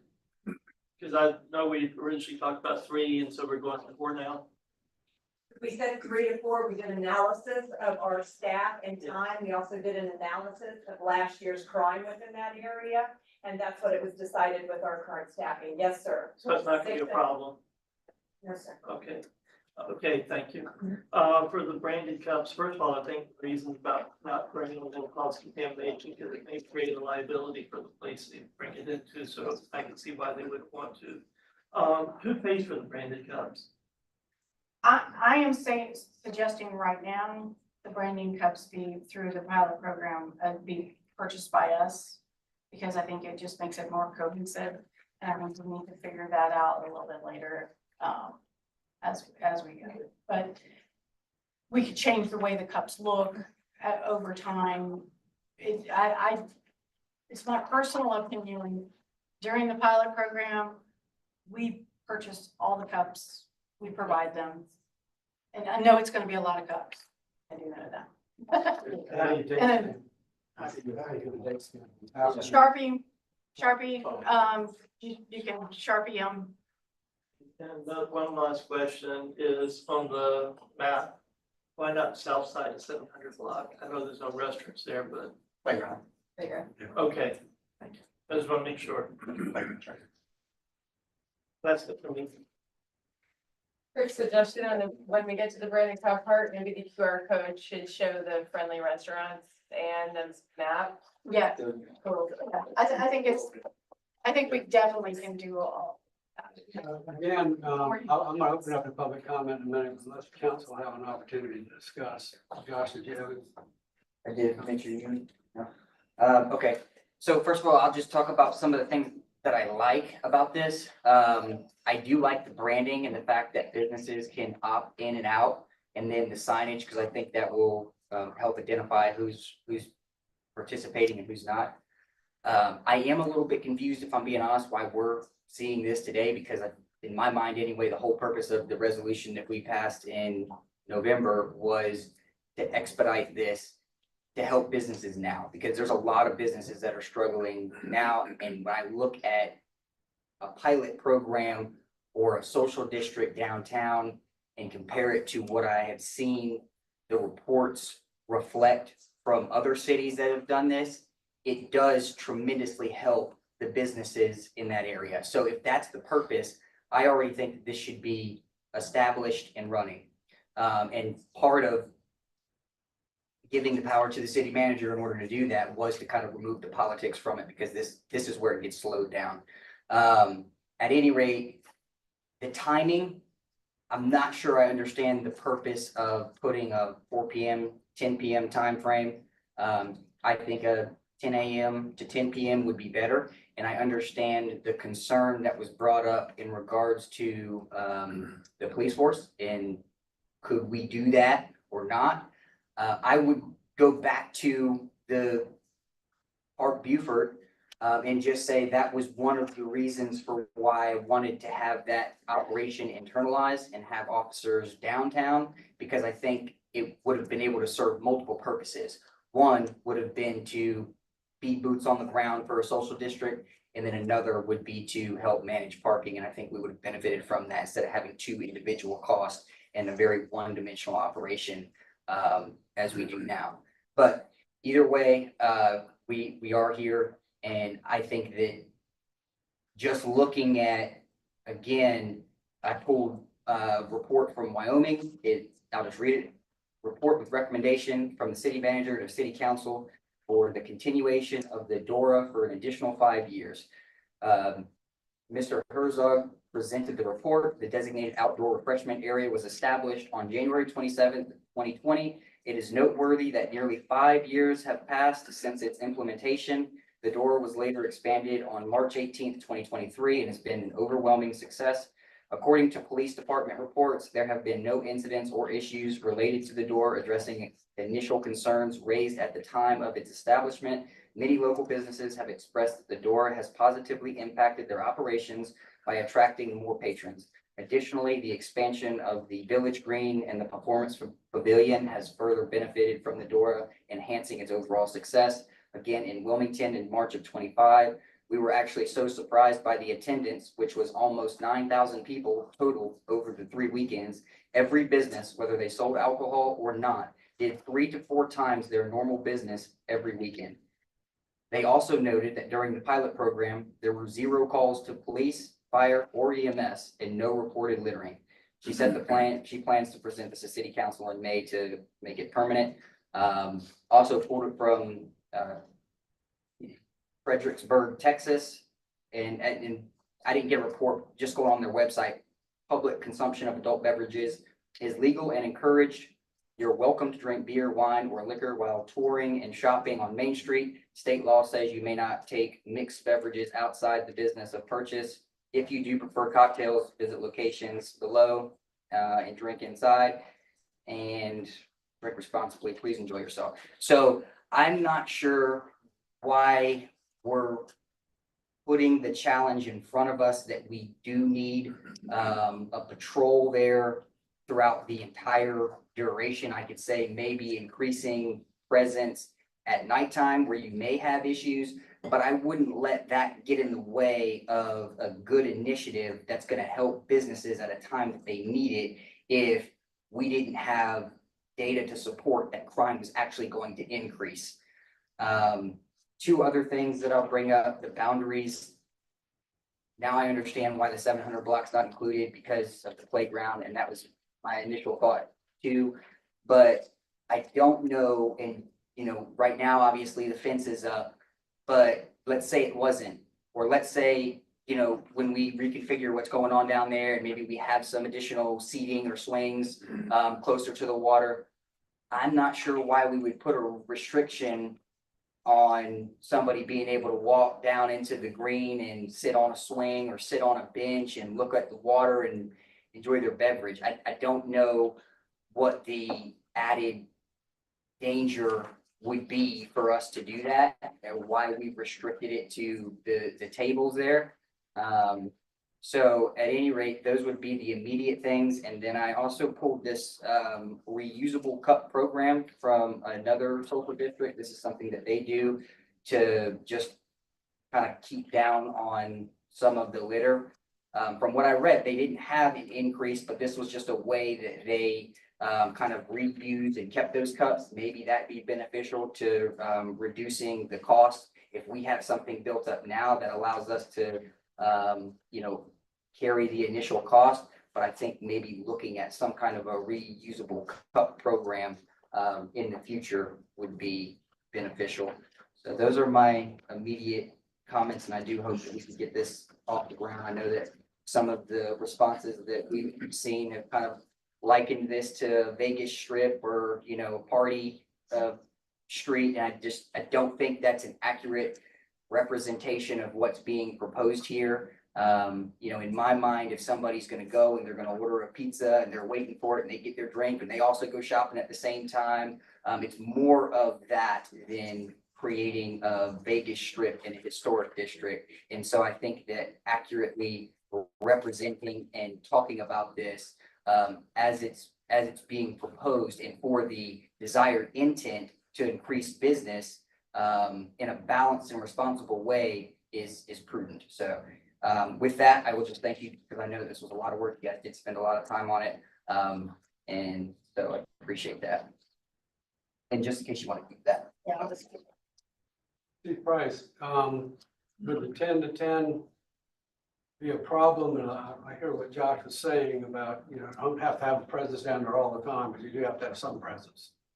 We do have to have some presence. It was our recommendation for 6 hours. We don't care when those 6 hours are, 3 to 4 days a week. And that is what we can fully dedicate an officer to being downtown in that downtown area.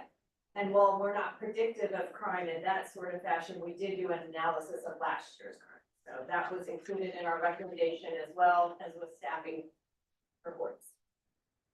Chief, one question on that. And thank you, because I would actually advocate that we do 7 days. But when you did your analysis, was there a specific time that jumped out at you that there were more issues downtown? And if that's the case, would there be a way for us to increase presence during those times and not necessarily say that if we have it during the day, it would be more of a problem? So was there a time frame that jumped out when you did that? We didn't do a time and day analysis. We did a totality analysis of part 1 crimes and part 2 crimes, and specifically crimes that had to do with like assault, alcohol, things like that, drunkenness. And so I can tell you those numbers, care to hear them, but that's exactly what we were basing on. I would like to hear them. All right, so we had 13 assaults in total for the 2025, just in the downtown area, specifically what we're talking about, the specific area that we're talking about. That included, there's also, we have destruction, damage, vandalisms, that's 6. Drug offenses were 4, 1 weapons offense. By the way, the assaults, there was 11 simple assaults, and when I said there was 13 assaults, there was 11 simple assaults and 2 aggravated assaults. We also had 2 alcohol violations, 7 disorderly conducts, 12 drunkenness, and 3 DUI. Those are just the highlights. I mean, we have other crimes in there too, like frauds and things like that. But, you know, to me, you asked for my recommendation. It's important to have an officer that's responsive to your needs in the downtown area, specifically when this is going on. So, Thank you. I've heard, surprisingly, the pushback in conversations and places I visited since this conversation began. And I'm wondering whether, to your point, Josh, it might be beneficial to start off, you know, with the parameters that have been suggested, because it won't be kind of all at the same time. And it kind of maybe allow those who have some skepticism to kind of adjust to the thought. And then if you have good news to report, then we have room to expand. If we go 10 in the morning, and it gets a lot of pushback or things don't go as planned, we have, you know, kind of 10 in the morning. So I'm a proponent of trying this, but I'm just wondering whether it may work against us, or there's a potential that it could work against us if we go full bore starting at 10 in the morning, you know, 7 days or 6 days a week or whatever, versus the 4 days and kind of the limited hours. It's kind of like easing into the water versus one big splash and maybe it don't swim so well. I would say this on that, Mitch. I think that's a fair point. My immediate thought on that would be, I understand and appreciate the skepticism that we've heard, and I'm sure that there's more out there that we haven't heard.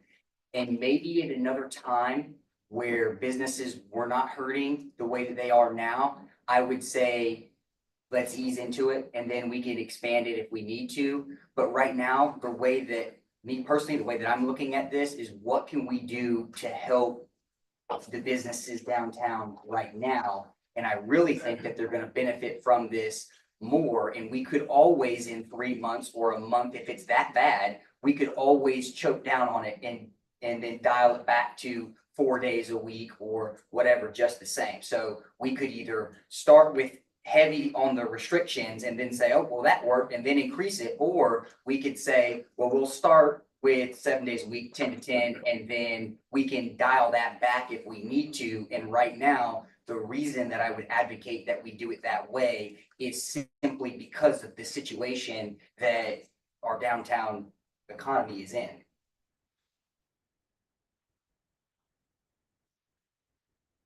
I'd like to address a couple of Councilman Scully raised. First of all, thank you for your support of the project. I think that what we came up with was a responsible product. And while I appreciate that I was given latitude to go ahead and implement whatever kind of social district I felt like, I really feel like without involving input from our downtown community and public input, that would have been irresponsible. And frankly, I'm surprised that you would expect that.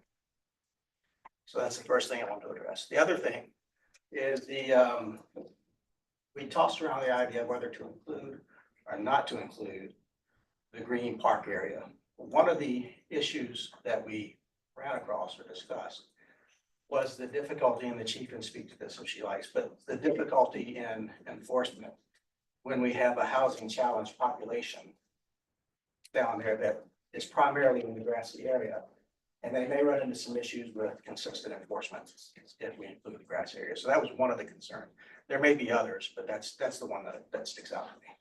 So That's a good point. And I'll just kind of tie into the, because I didn't expect at all for you not to include the downtown businesses or stakeholders for that matter. But my understanding of what part of the tire team had accomplished in the time that, from February of 24 to November of 25 was surveying those businesses. And from my understanding, that resulted in a 90% approval rating of a social district. So it wasn't that I didn't want them to be involved.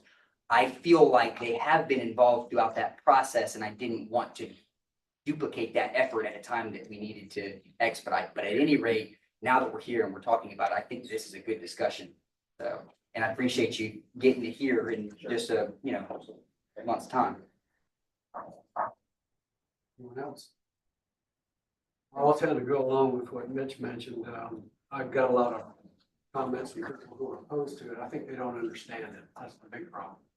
I don't think there's going to be a major problem with the thing, but if you take baby steps like we're doing now, there'll be more of an acceptance. I think once they see there's nothing going on, there is no crime, increased crime.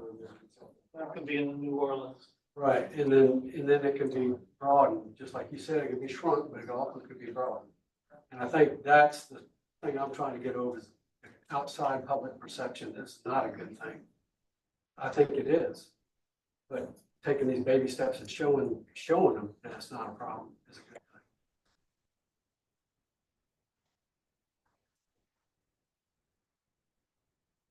Anyone else from council? Not, I'm gonna open it up to the public. One last thing I would say before you do, and that's just because if this is successful and if this creates a lot of traffic downtown, one more thing that I would throw in that maybe we could pilot at the same time, or we should think about, is something that we previously discussed. And Jared Madison actually did the parking proposal to us, and that was for dedicating employee parking. And I think that maybe we could pilot employee parking in with this. Because if we're going to bring more people down there, there's probably going to be less inventory. I think it would be a good time to go ahead and try to eliminate some of the uncertainty for employees who do struggle to find a place to park. So I'll just throw that out there on the table. I know that's not part of this discussion, but it is something that we discussed before. Down the road. So, Mr. Cahill, I saw your hand up. Rob Cahill, 608 Water Street. 3 points. One, in this macro political environment we find ourselves in with all the polarity and division, it's really hard to introduce a new idea because you can't prove it works. So I want to come in and wildly enthusiastic about this idea. So be in that column. 2, I think also applaud the idea of a pilot program. Whatever the specific dimensions are, we talk about hours, you talk about yada, yada, yada. Do the pilot, get the data, and let it inform future decisions. 3, I brought this up last year and it fell flat. There's a pancake. It's this. Restroom. The restroom at the marina closes at 6 o'clock. I bet if some people are drinking, they may have some bodily functions that need to be taken care of. And they can't get into most of these buildings. So I would encourage the team to look at changing those hours, that they're more accommodating for families and some of the people that drink. Thank you. Okay, so my concern with the 4 to 10, I'd rather see it 10 to 10. I think 7 days a week is ideal, but that's not gonna happen right now, and I understand that. But what 4 to 10 is gonna do is that's basically going to be for the restaurants, right? That's great for the restaurants, but that's gonna make the retail side stay open later. That's gonna cause them more labor. And honestly, I don't know if they can take that right now. I mean, for those retail businesses right now that are closing up at 5 o'clock, and I talk to them daily, and they are hurting.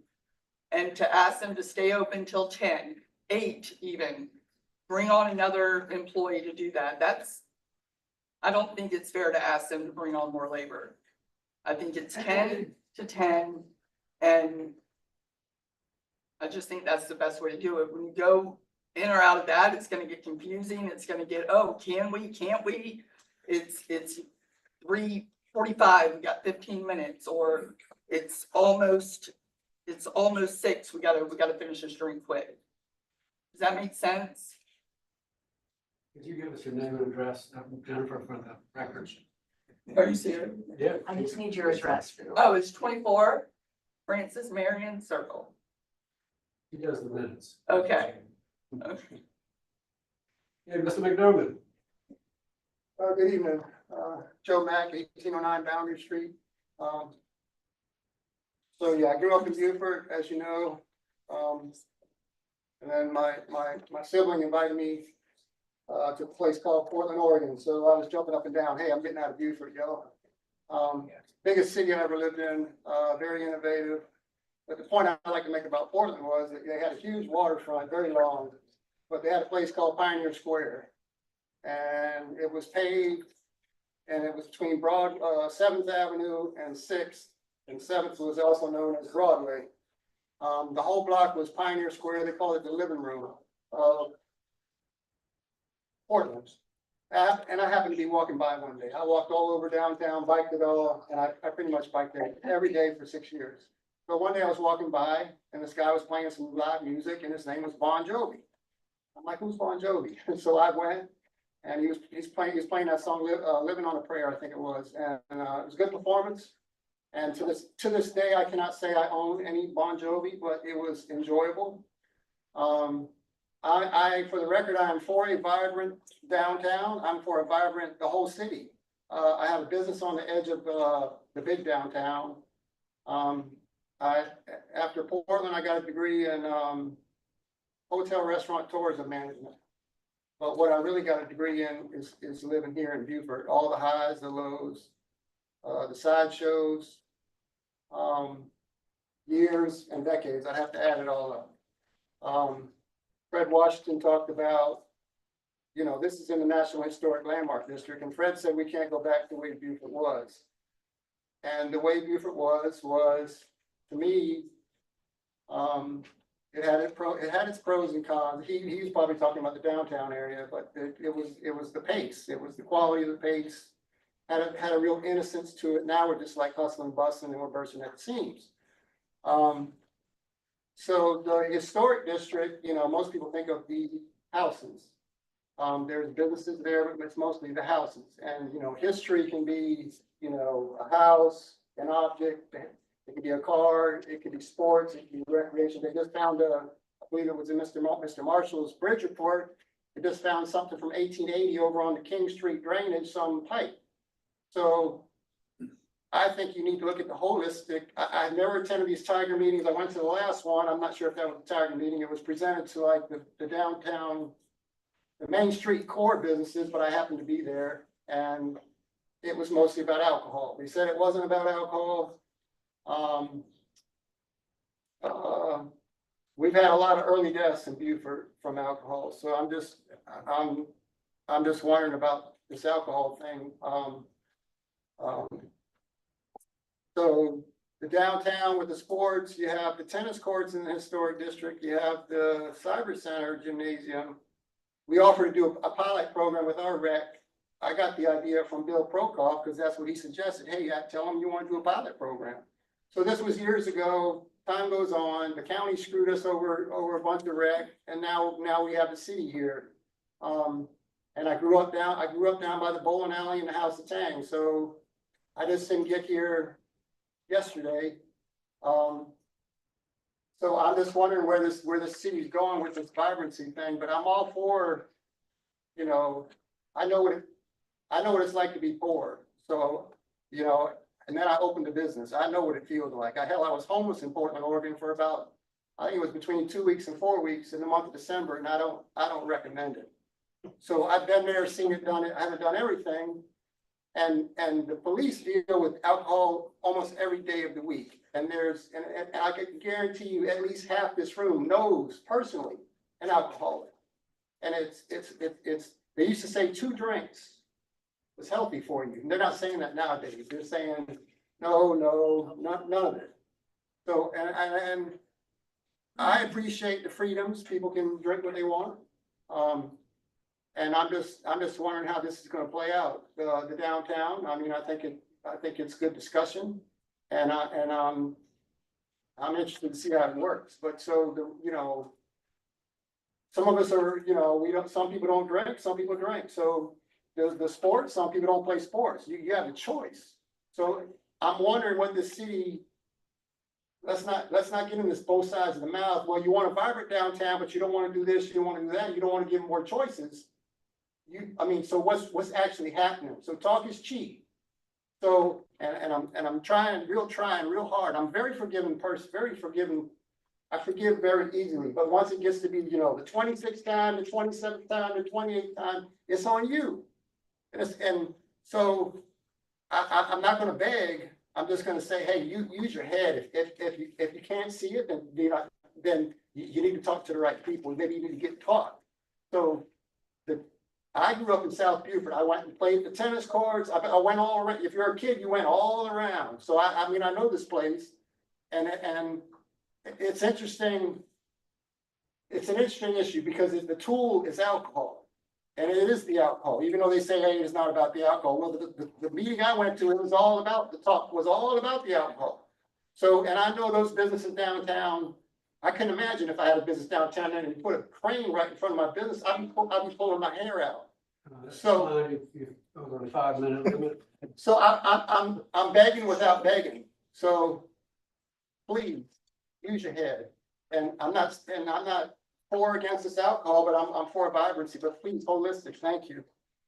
Anyone else? Good evening, former Council Marshall.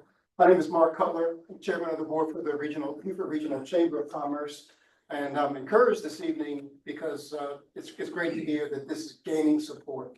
I know that our team has been engaged in this process for a very long time, and we are in full support of the social district in the proposed areas. I do want to thank Megan, I want to thank Rob and Linda who've been collaborating through this whole process. Our board is fully engaged in this process and have been communicating with Megan and the team about our position regarding the social district, and we feel that it is very important. We get to talk to the businesses, the business owners. We get to engage with the business owners that, many of you mentioned, there are many of our business owners struggling right now. And the proof is in the pudding. We've got the proof that other districts are supporting this. They're doing it successfully. The template has been laid. We're in full support of this. One further thing I would mention is we are transitioning into our peak season for tourism. There was a debate about what's appropriate time for this. There are a lot of our guests that come in town and want to enjoy a cocktail downtown at 12 o'clock or 1 o'clock and browse through the various stores downtown. Whichever way we look at this, we feel like this is very important. And it is encouraging to hear that council and those in the room are supporting this measure. And I just want to stand on behalf of the Chamber's board to say we're in full support of this, ready to continue to engage through this process. Thank you all for your work, and we look forward to moving this along swiftly. Thank you. Ma'am. Good evening. My name is Angela Simmons, and I serve as the Vice Chancellor for Student Development at the University of South Carolina in Beaufort, and I also serve on the Board of Directors with the Chamber. And most importantly to me is that I'm a resident. I live just down the street from here. So the vibrancy of the downtown area is really important to me and my husband. It's one of the reasons that we moved here. But I want to come give the student perspective. I had an opportunity to talk with our students on campus and specifically about the social district, but just really quickly want to give you some context about our students because I think it's important that you understand who they are. So our historic Beaufort campus is actually made up of our honors students. So we have honors students on that campus. That includes our nursing honors students, marine biology, which is one of our newest programs. We have a new cybersecurity program, our studio arts program. Those are and a new non-honors nursing program, which is a partnership with BMH. So those are the students that make up our Beaufort campus. And as you can see, those are students that are those are studious students. And so it was good for me to be able to talk with them about what would encourage them to go downtown, specifically asking them the question about the social district. And I know sometimes when people hear students and alcohol, they think, well, of course they want a social district because they want to be able to go and drink. But as I said, our students are very studious, and our students are allowed to, our students who are over 21 are allowed to have alcohol in their residence hall. So they don't necessarily need to go out and drink. But what they do want is a space that is not their residence hall space. They work on campus, they live on campus. And what they're looking for is this third space where they can go out and be with their friends and just have a place to hang out. And so I was able to talk with them about that. And then I also got some feedback about some things that they thought would be helpful, not just in getting and encouraging them to go downtown, but would hopefully encourage some of our other young adults to go downtown, because I know that that is the kind of vibe that we're hopefully trying to create. And so they talked a little bit about the cost of things downtown. They talked about outdoor seating that is welcoming. They talked about having these social spaces. One of the things that was really important to them was about having a better understanding of the things that are happening downtown. They oftentimes don't know what is going on downtown, so they don't know what to go to. And so better communication about the kinds of things that are going down. They talked about some transportation options. I disagreed with this, but I understand for them it's about, because I'm like, you can walk downtown. But for them, it's about the safety of being able to walk downtown. They want a safe way, and I think with more vibrancy, they may feel more safe. But right now for them, it's thinking about transportation options. They talked about more frequent festivals, markets like flea markets, places where our studio art students can set up a showcase. And what was also really important to them was having volunteer opportunities. So opportunities to go and volunteer downtown. They really do want to be engaged with the life of downtown. They talked about late hour coffee and tea options for students who don't drink or are underage. They talked again about affordability. And as I said, I think what was really important to them were these third spaces where they can go and be with their friends and just hang out. And just three quick quotes that they gave me is coffee shops or restaurants offering a student discount, even once a week or once a month, a trolley or ride, so we do not always feel like we need to walk downtown, and more open late night or coffee or tea spots for those who do not drink or are underage. So I think, as I said, our students are really interested in engaging with downtown. They just need something to feel that they can go to. So, thank you. Thank you. Thank you. Anyone else?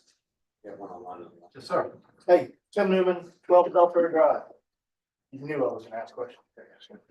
I got a question or a comment. I agree with Josh about the 10 to 10, because if retailers and businesses put these signs on their door that a drink is welcome, but it's accompanied with a closed sign that doesn't do anything. So if we're not taking advantage of when they're gonna be able to stroll around, you're not gonna get it, it's not gonna happen. I had a question about why are we branding the cups? Like, why are we tracking that? Well, there is and that's the way all social districts work, but I do believe it's because you don't want alcohol from outside the district to be brought into the district. Bring the cooler from. Right. What I'm saying is, Exactly. is it shown that substantiates the expense of y'all buying the cups and businesses buying the cups and everything else to avoid the guy bringing his own cup? Well, Or OBYOB. it Well, I like helps, the idea it helps with the behavior of what you're doing, and I do believe that the cups are, first of all, the police officers have always, that's been drilled in my head for 5 years, that it has to be a designated cup that has been given, that it was either given or purchased. And then the date on it is important, that it shows that it's not a cup that you picked up and you've cleaned up and then you've put outside alcohol in there. It's a wondering help. why we're avoiding all that effort. I mean, somebody's gonna actually go to that effort. And it also identifies for the business that this is, you know, you go into a business with this cup, they know it. And this is, if you go outside of you know that the bars and restaurants are not gonna give you an alcoholic beverage in that designated cup.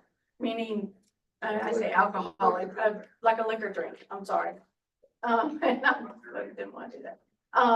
So they know, so it's only beer and wine that are in those cups.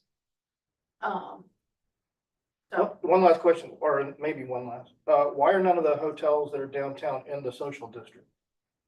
Like, a person can't walk back to their room? They can. there's a safety issue and a liability issue because you would have to cross a highway. So, To get the, Carteret Street is actually to get US the Highway Buford Dam. 21. And so you would have to cross a highway. If we extended it back to Buford Dam, we're expanding the social district beyond where we want to pilot it first to make sure it's going to work the way it needs to work for safety and for productivity for the merchants and everything else. So that's why it's limited to the pilot program.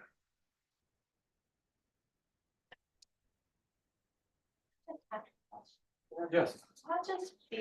Why just beer and wine? Because like, not trying to make this about me, but I love it with like cranberry mimosa or, especially like if I'm shopping, during the day with some friends, I'm more of like mimosa kind of person.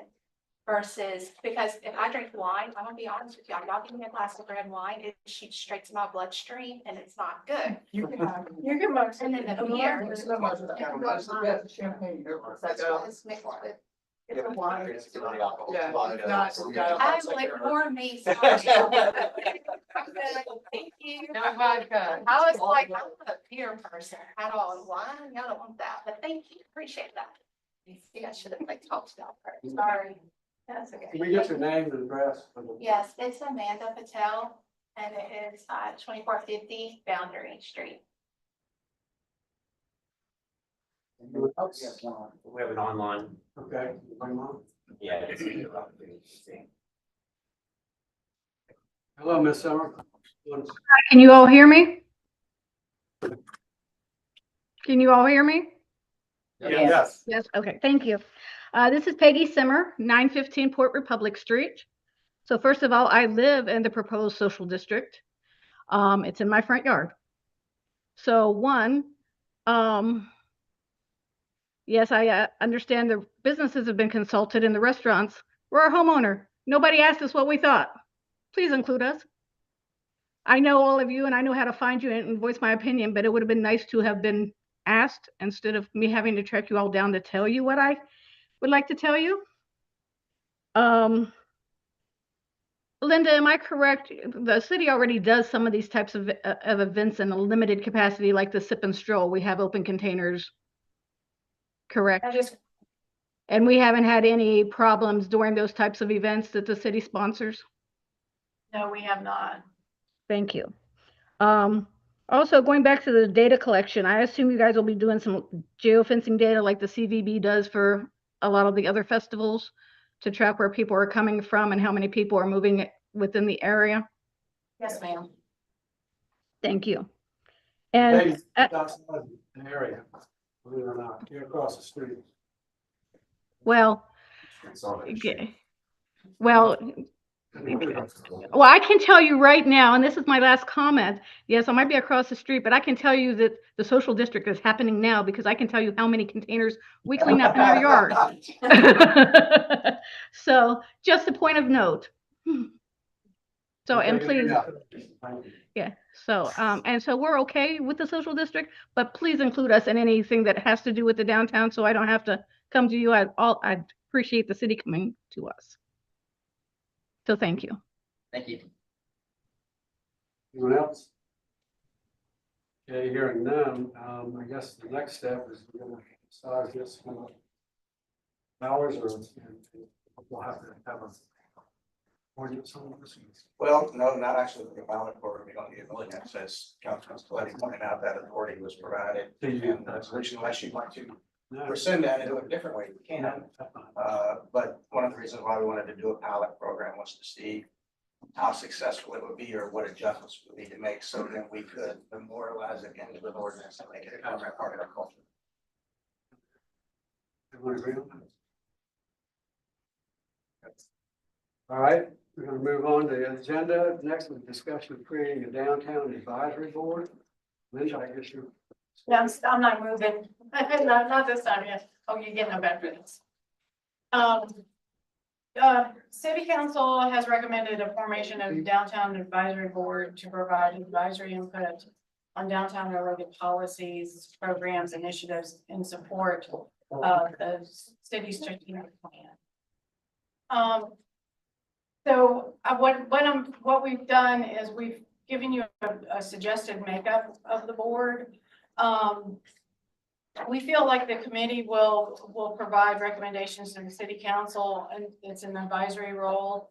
And staff is met on matters such as downtown infrastructure improvements, tourism management, parking management, construction impact, business recruitment and retention, special events and long-range planning initiatives. This advisory role will strengthen coordination and improve transparency and support proactive problem solving.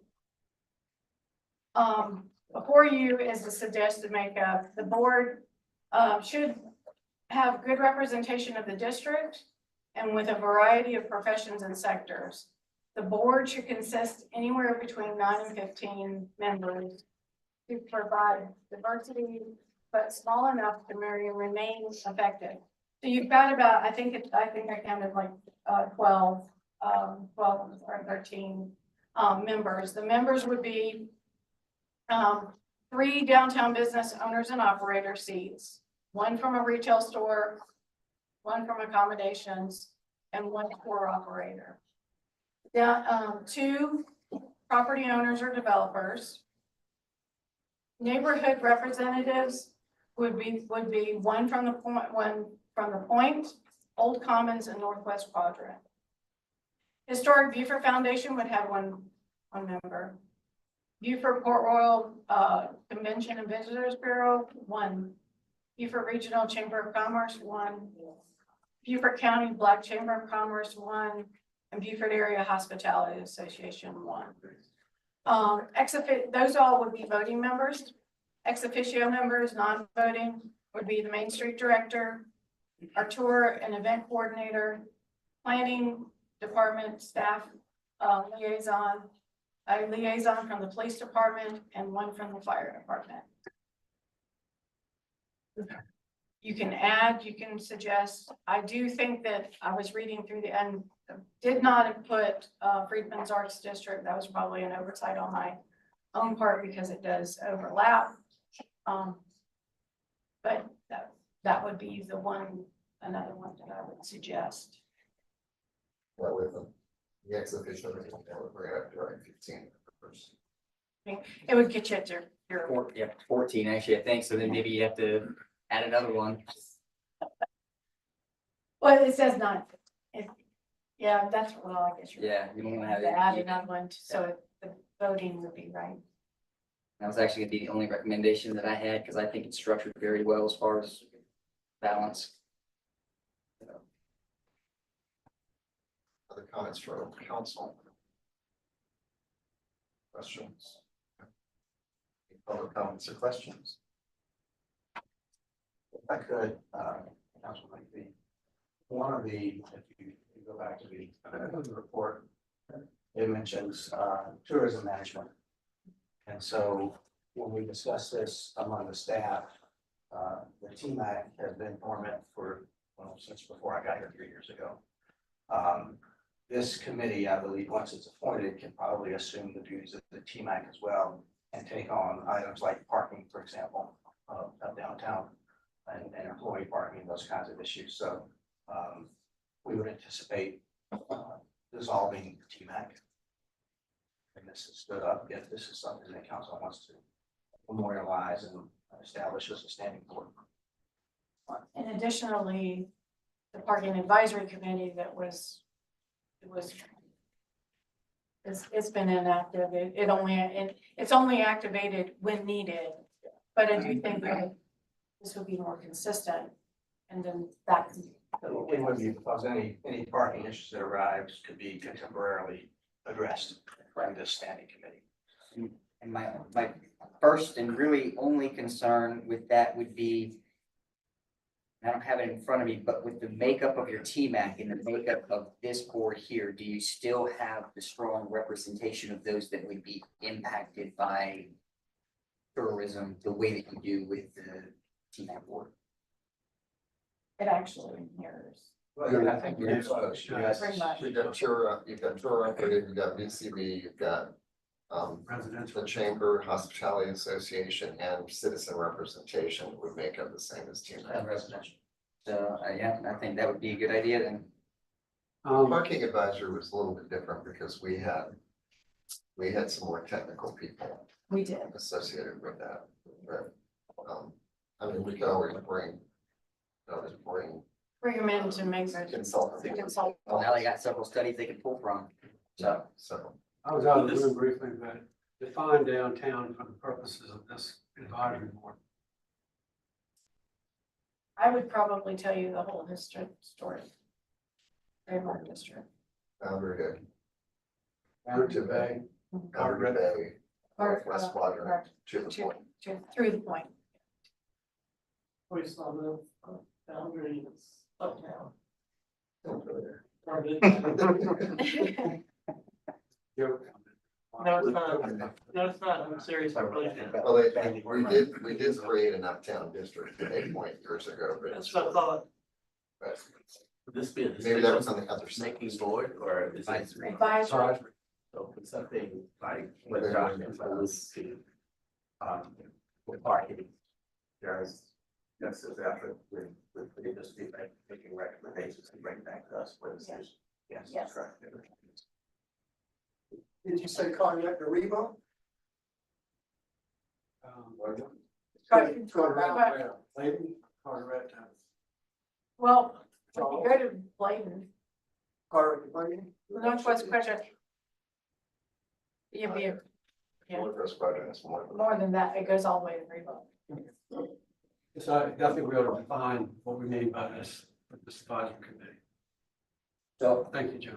just for clarification, and I'm not gonna advocate for any one person on this body at all. But at saying Jared and thinking about, the passion that he brought to the table in regards to parking as an employee, but not an owner.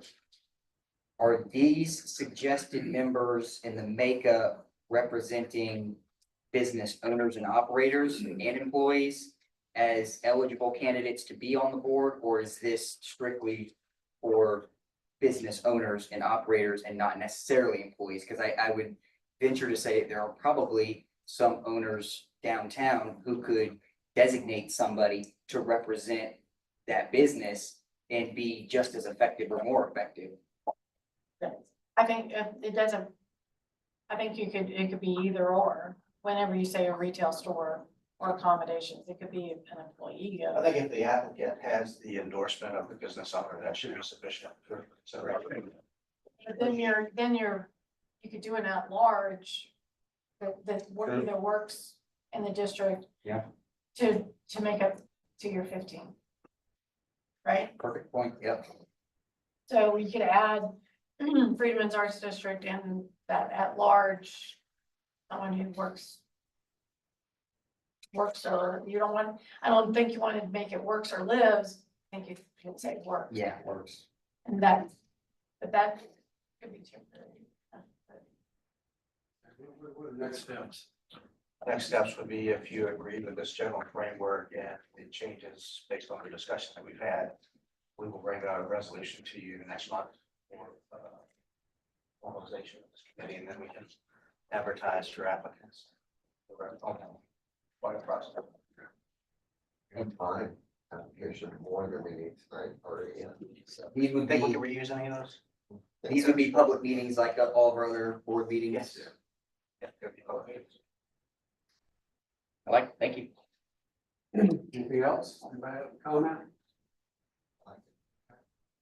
All right, moving on. The next one is the noise ordinance. You Price?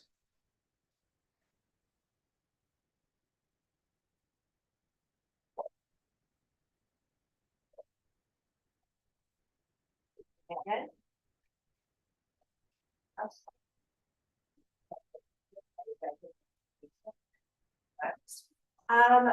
So before you this evening is consideration to move forward on whatever y'all want to do, any recommendations that you have on our noise ordinance, as you may recall from a workshop that we had discussing noise ordinance signs. You all had requested to work with city attorney and others, and we did, to revamp our noise ordinance to ensure its clarity and conciseness for enforceability, and to ensure that it met today's standards and what you all wanted for your noise ordinance. So I did exactly that. We took some public input, worked with Mr. Ben Cox, our city attorney, and came up and input from the police officers, of course, the enforcement, and came up with the draft before you today. I'd also like to say, I realized that you didn't receive a red line out on it. You will, but I will point out, literally kept like one line and one word. It's a complete strikeout for red lines. I'll give it to you, no problem. If you guys want to move, yeah, if you want to move forward with it, I absolutely have no problem with that, but we will give that to you. Well, I appreciate it. I think you did a great job cleaning it up. First of all, I guess my big concern is about enforcement. I think we've got to, because I think we talked about it at the last meeting. Of the time we've had this ordinance, you've never issued any citations. For compliance first, yes, sir. Yes, so I think in the future, we need to make sure we're trying to enforce it. Because there are some vehicles that are going through town, especially in rush hour. And I can hear them. We have your CR team here tonight, which is your community response team. And they are not just responsible for downtown, but for noise complaints as well. They're both.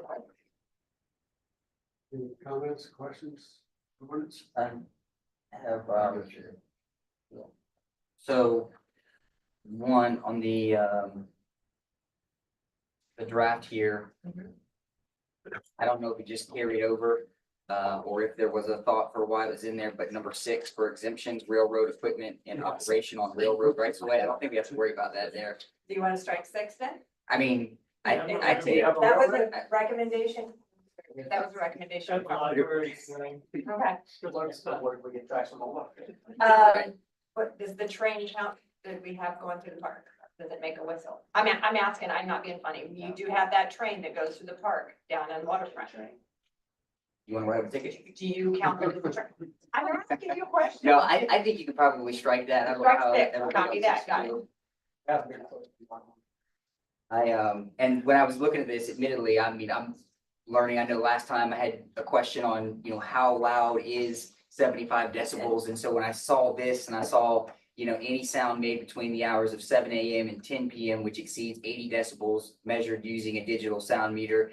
And then where it was down here between the hours of 5 p.m. and 1 a.m. that does not exceed 85 decibels when measured. I'm like, well, what's the difference of 5 decibels? Would it be easier just to do 80 or 85 across the board? However, when I looked it up, there is actually a pretty big difference from what I could tell in those 5 decibels. So I think it makes sense the way that it is. I think you did a really good job cleaning it up, because the old ordinance was really confusing. Yeah, I mean, I don't think I've ever read it and understood what it said. So I think that this is good. And that would be the only thing I would do, is probably strike 6.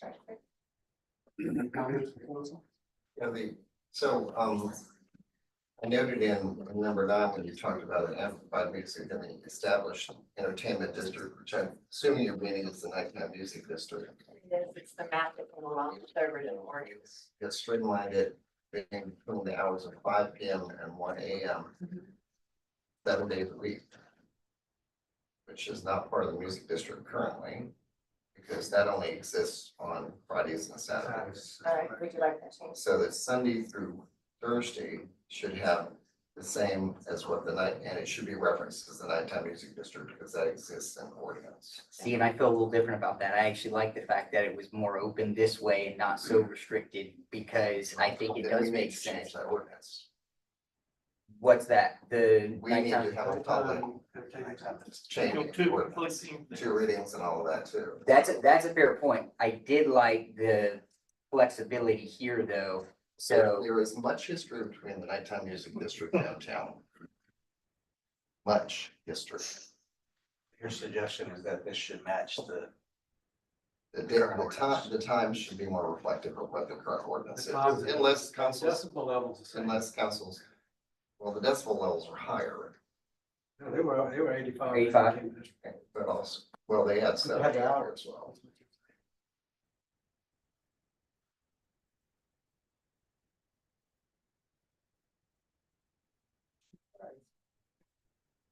This is getting half a question. I could close my eyes on Boundary and I could tell you when the UPS truck brakes are applied and when the mail truck comes along.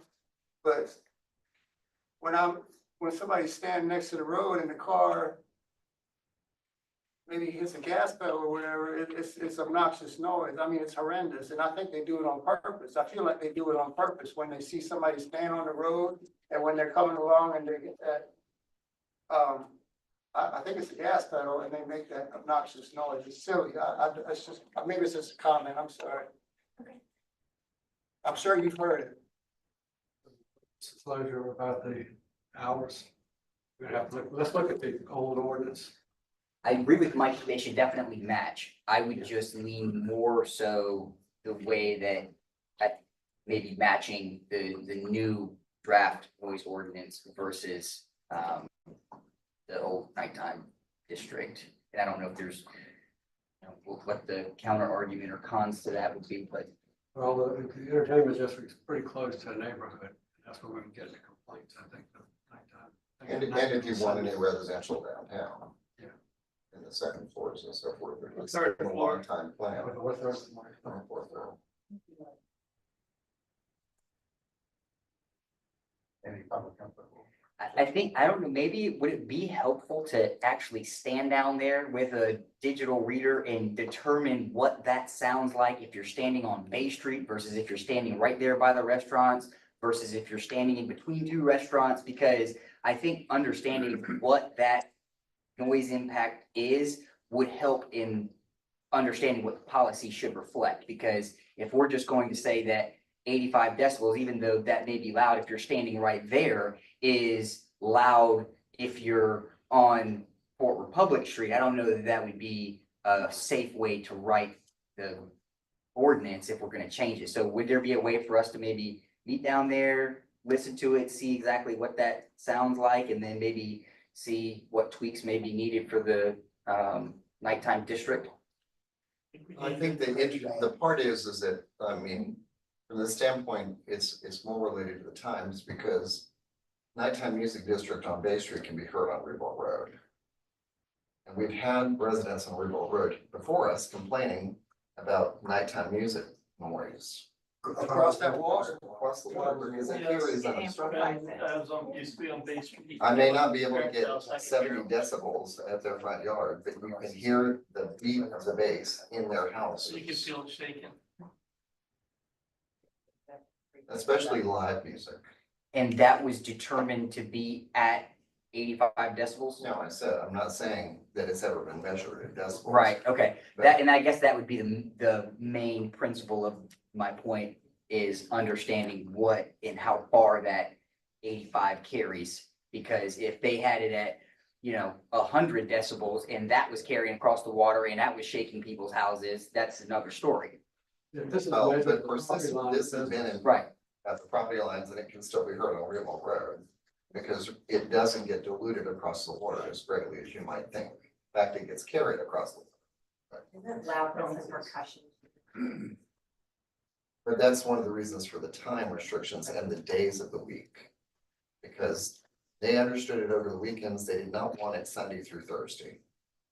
And much of half the restaurants aren't open Sunday and Monday anyway.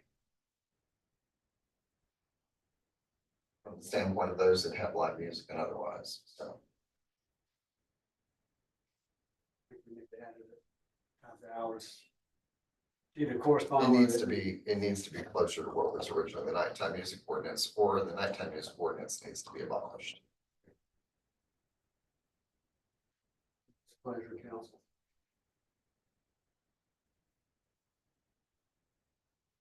I already said my point.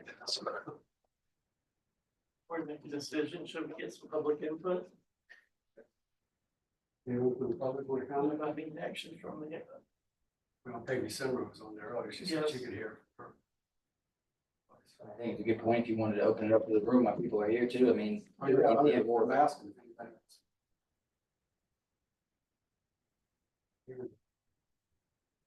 I mean, I remember I remember when there was live music at every place downtown, so I don't know, I guess. changed with it, I don't know. How would it benefit your business?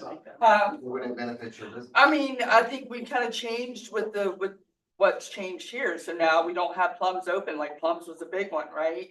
Plums was a big party spot, Saltus never really had the live music, you know, Hearth, we've done it a couple times with the ordinance, because we've been open since, I'm just remembering back in my younger days, you know, you had all the bands at every spot. I think it was amplified music outside that was a problem, so they brought it in. The interior stuff was never the issue, it was the outside. Maybe you guys should reach out to Angela, the lady that spoke from USCB, because it seems like there's college students who want a social atmosphere, and she brought some really good data for y'all. Maybe y'all could reach out to her and get her to get some input, because why not? I think it's a good point. I would also add that if you had a perfect balance, in my opinion, and I had a restaurant downtown, which I don't, but if I did, I probably would have a silent disco. And I don't know if anybody has been to a silent disco, but I do think it's a good way of having that music, dancing, but you can't hear anything, right? You got your headphones on, I got mine on, we can be listening to the same song, or we could be listening to something different. And as soon as you take those off, you don't hear anything at all. So if I had a restaurant downtown, that's probably what I would do. But future project. nope, nope. But I might be, I don't know. Peggy's raised her hands as well.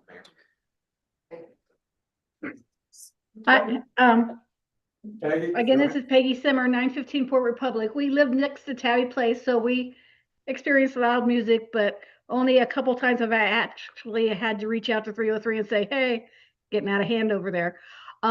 In terms of speaking from what I hear through being the Old Commons neighborhood secretary, which I've done for the last 10 years, there was a point when we used to hear a lot of complaints, concerns that the neighbors, and as far back as Prince Street, King Street, even Duke Street, were complaining of music coming from downtown, but I have not heard those types of comments in the last couple of years. So I think whatever we're doing, we're okay. But I don't speak for everybody. I can only tell you what I've heard. Thank you.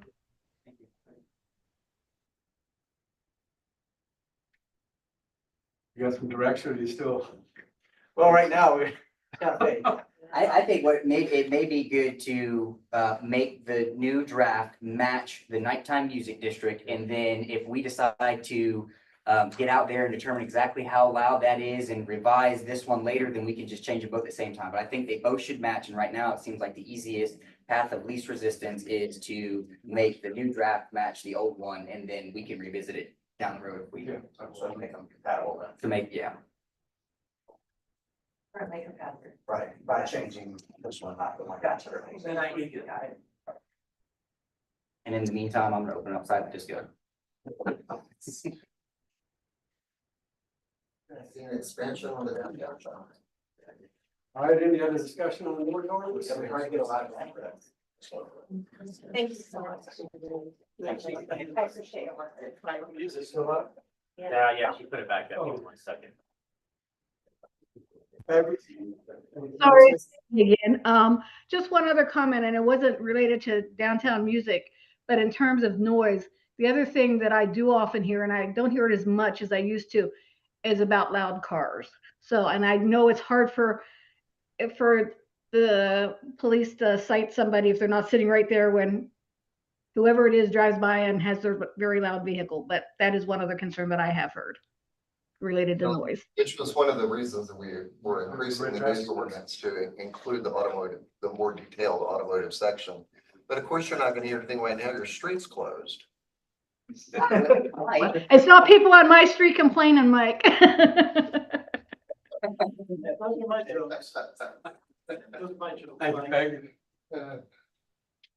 Couldn't resist, I'm sorry. Okay, well, let's move on to the last item on the, next last item on the agenda, and that is the discussion of the merits of adopting a no comments policy on the city's Facebook page. It's Scott, so keep brought that up.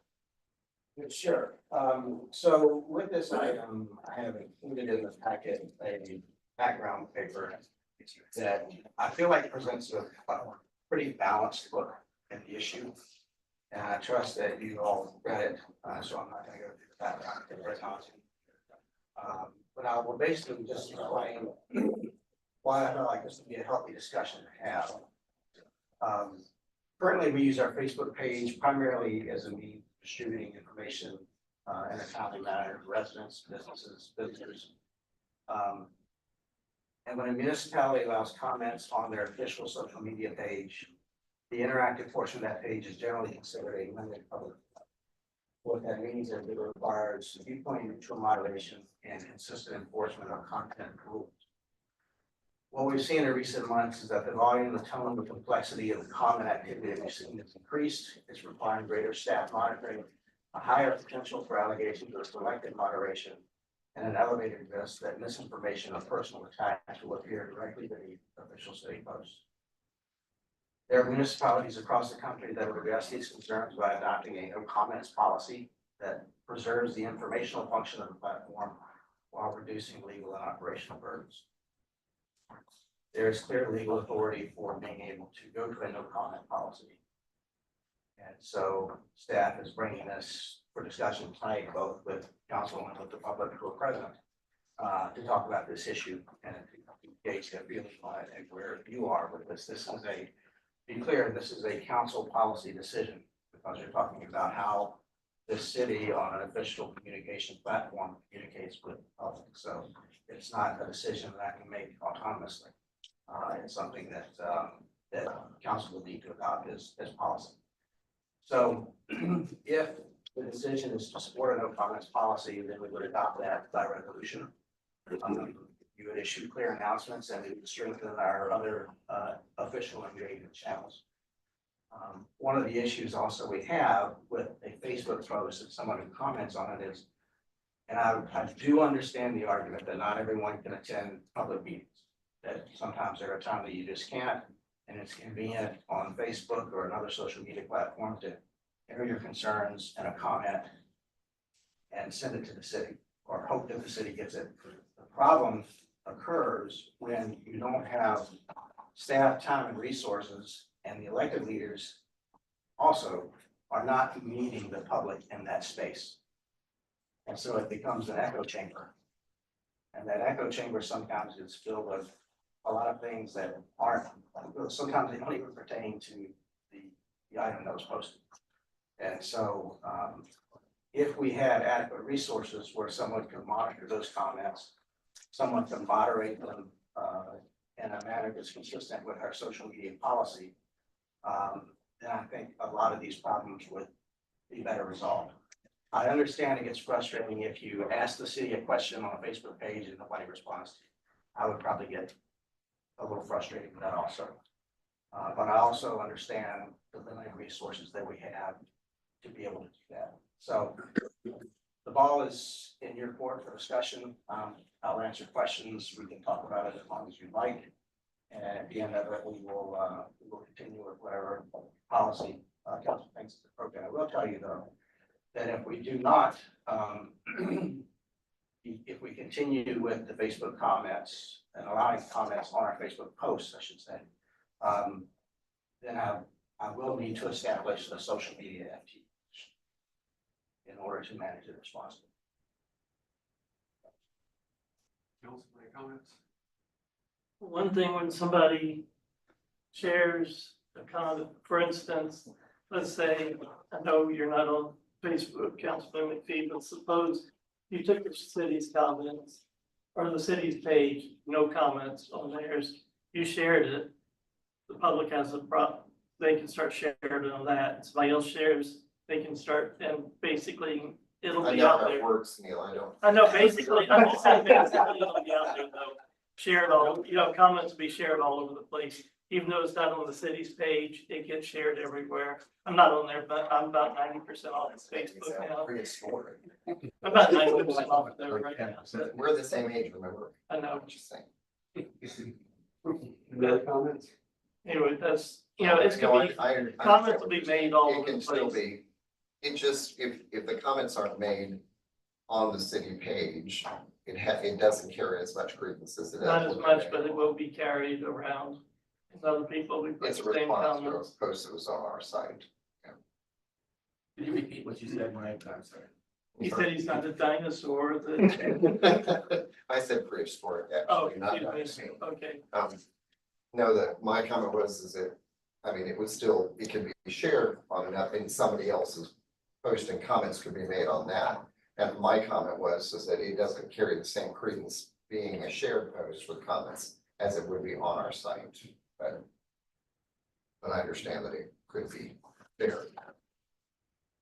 My personal feelings, I don't support complete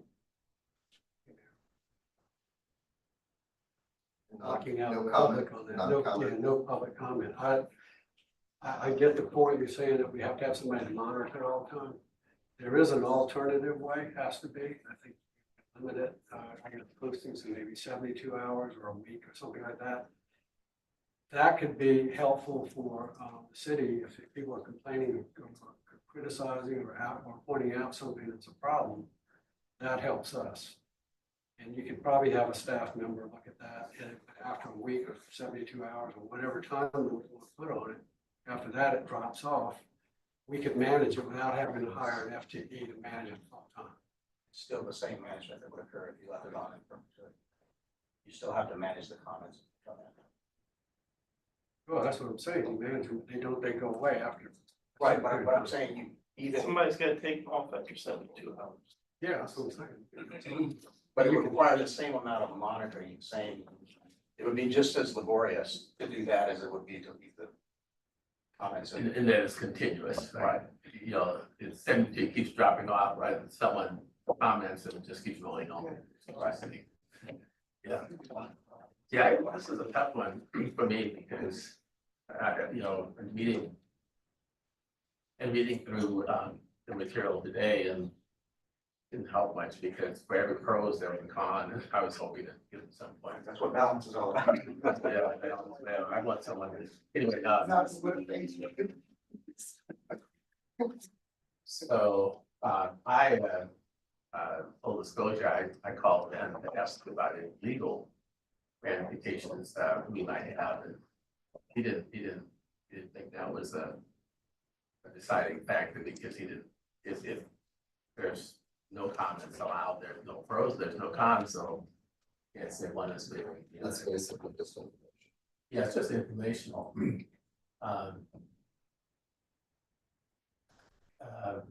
But I don't know, it's just hard. I think it wouldn't go over very well with the those who are very vocal about expressing themselves on Facebook. But I think over time, it'll level out. It kind of puts us in a neutral position of just sharing information. You know, once it's shared, I guess folks can talk about it, whatever, but our Facebook platform, platform for all that back and forth. I guess I say all that to say I would be okay if it would be eliminated. So for me, and actually to my surprise, this is something that I heard more about than anything other than on the agenda. So regardless, I know that this is something that we've talked about before. And my position has really always remained the same. But I also understand how important it is for me. And sometimes this is hard, especially when you get a lot of, people asking about a certain thing or what your position is on it. I do think it's very important for us as elected leaders to come into this room prepared for the conversation, but also very willing to listen to all sides before we really commit to a decision. And I appreciate the fact that you laid this out in a very balanced manner. I think you did show all of the pros and cons well. For me, I'm separating this in my head into 3 different categories.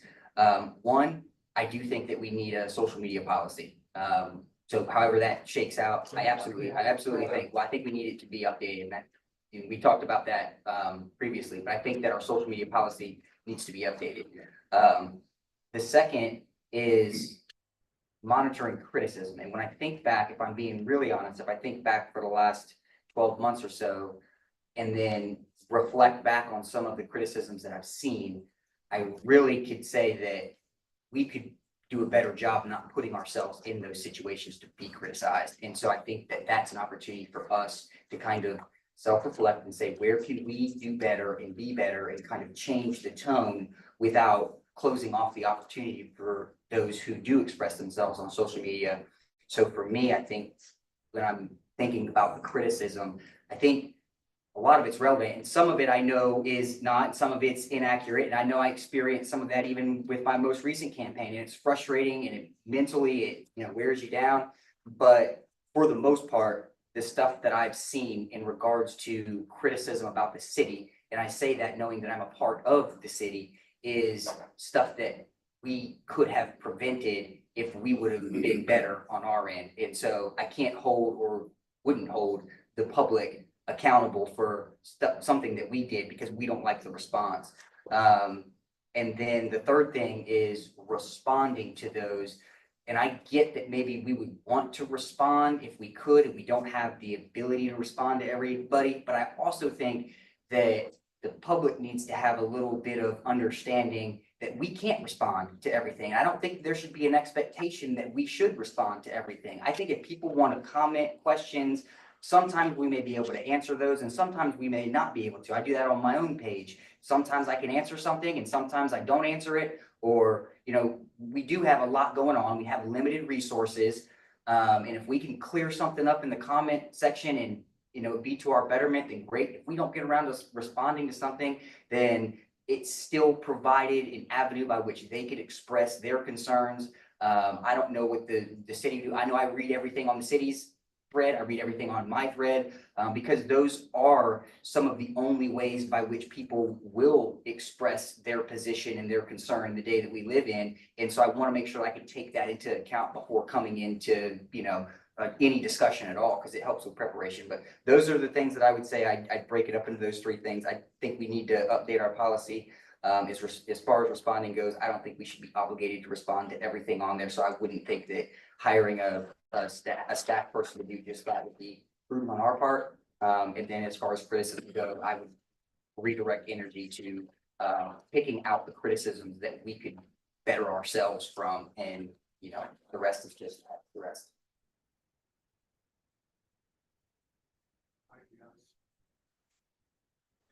No, this is tough. I don't think we can be a total shutdown. I mean, I think there's too much pros outweigh the cons when you look at, maybe a time limited comment section. But I think the perception is more negative than it is positive. I mean, to do a total shut off, I don't think. I mean, we might as well not have a Facebook page and just use the regular channels that we have. That's a re-education issue for the public because then they're only going to have one source of information as compared to Facebook, which is, ubiquitous. So, I mean,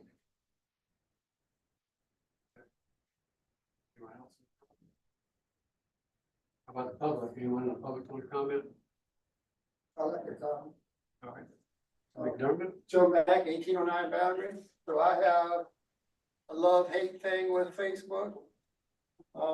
Mostly hate. It's not a good invention.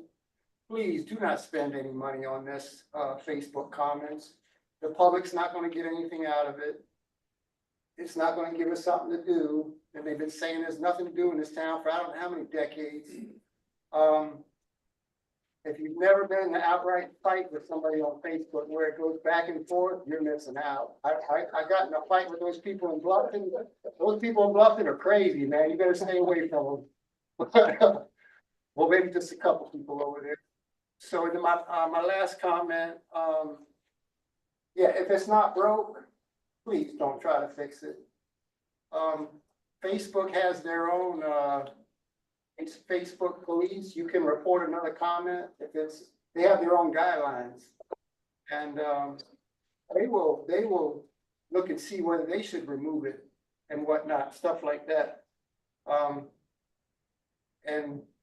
you can make it easier for us in this town that grew up here, for us to have our proper options to do something, or you can make it more difficult. This Facebook comments, this is like a sideshow.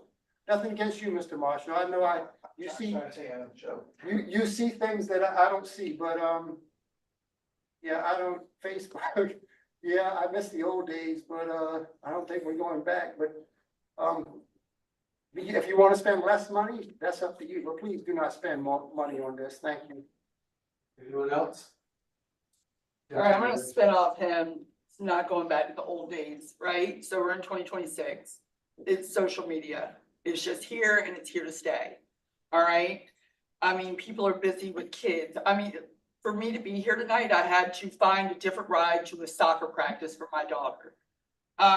It's the way we communicate, it's the way we hear the news, and it's the way we see what's going on in the world. If you're getting a lot of criticism right now because of, that's obviously what's going on, criticism. That might be an internal issue. I'm not sure. Maybe it's not, maybe it's just a irate public, but I don't think that it's all that as well. I think that if you shut the public out on social media, you're gonna lose trust, probably more than that's already been lost in this process, all right? Because this is new, like this social media thing is new. So obviously the criticism is pretty new since the drainage project. You can correct me if I'm wrong, I'm not sure, but that's when I've started following the city closer. Well, social media's been here a lot longer. No, I'm talking about the criticism concept for you guys to finally come up. I mean, social media's been here for a long time. I went off of Facebook when I received death threats. Oh, I had no idea about it. So See there? I don't most of know anything council- about that. That was back when we removed somebody from the election commission and we were putting face masks in COVID. Yeah. So Okay.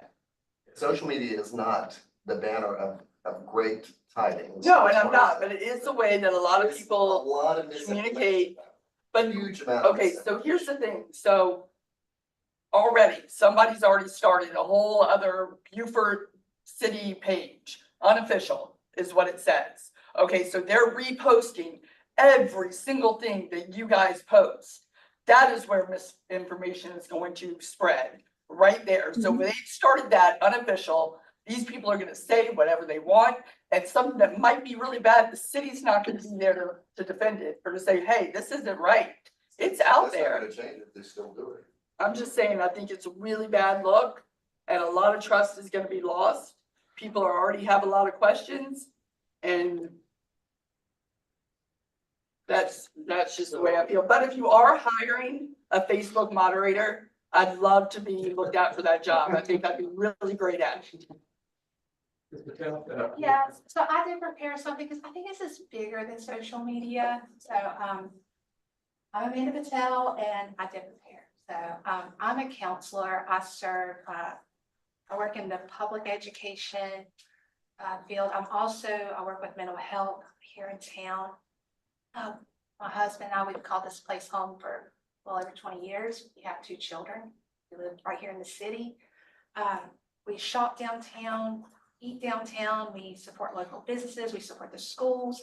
We support sports teams. And again, like many families, we're invested because as a mom, I want my children to come back here after college. I want to go ahead and say that I'm not here to attack anyone. And again, I prepared this before I came. And I'm not trying to create any division or build up on any drama, but I think we all can agree that there are some issues. And I don't know what they are, but there are some issues. And I'm here because of the discussions, especially around limiting public comment on the city's Facebook page. And like I said, I believe they raised much bigger questions about specifically leadership, communication, and accountability. In the field of education, one of our core principles is that when a system isn't working, you don't silence the people that's pointing it out. You examine the system. And then the agenda item, obviously, that you guys are talking about that we're discussing here, it makes it clear that the motivation for considering a no comments policy is not inappropriate behavior by residents.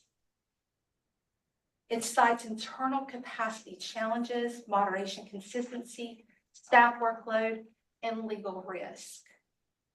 Those are internal system issues. They are not citizen failures. Public engagement didn't create those problems. It actually exposed them.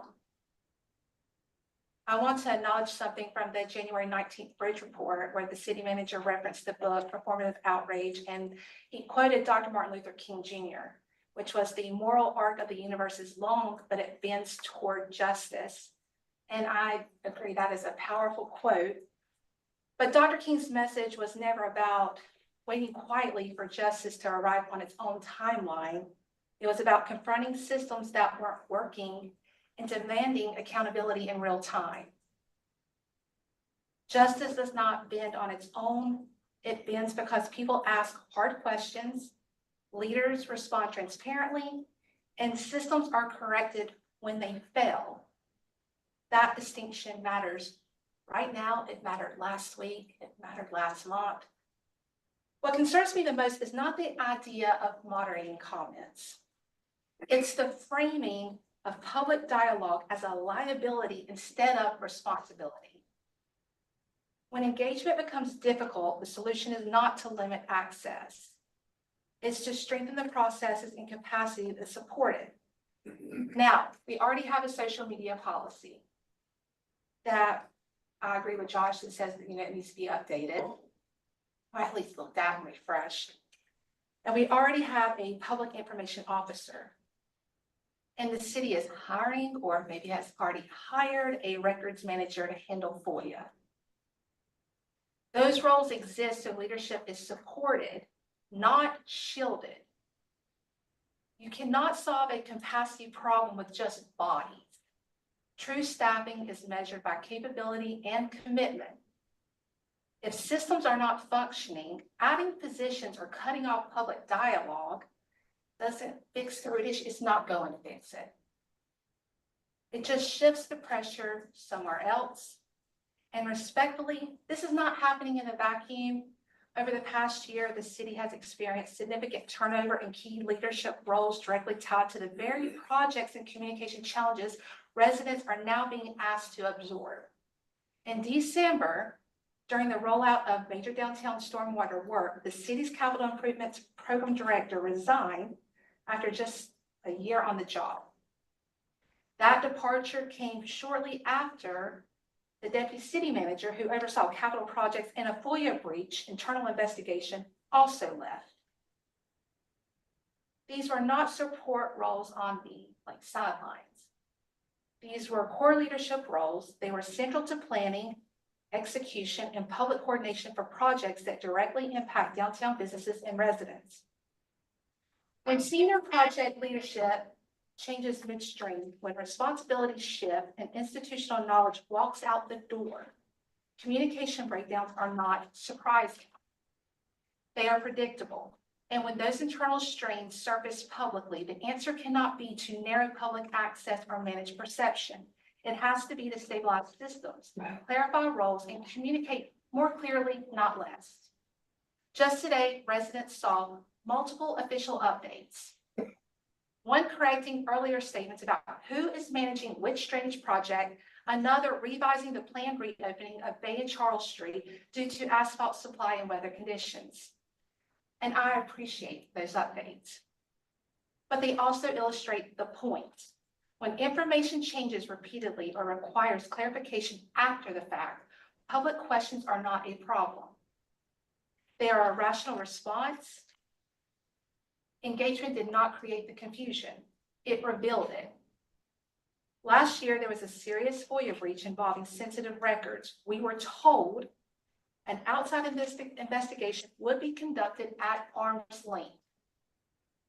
Since then, many residents have seen no clear public update, no findings shared, no explanation of outcomes, including whether affected individuals were notified. And that really bothers me truly as a counselor that serves this side of the river.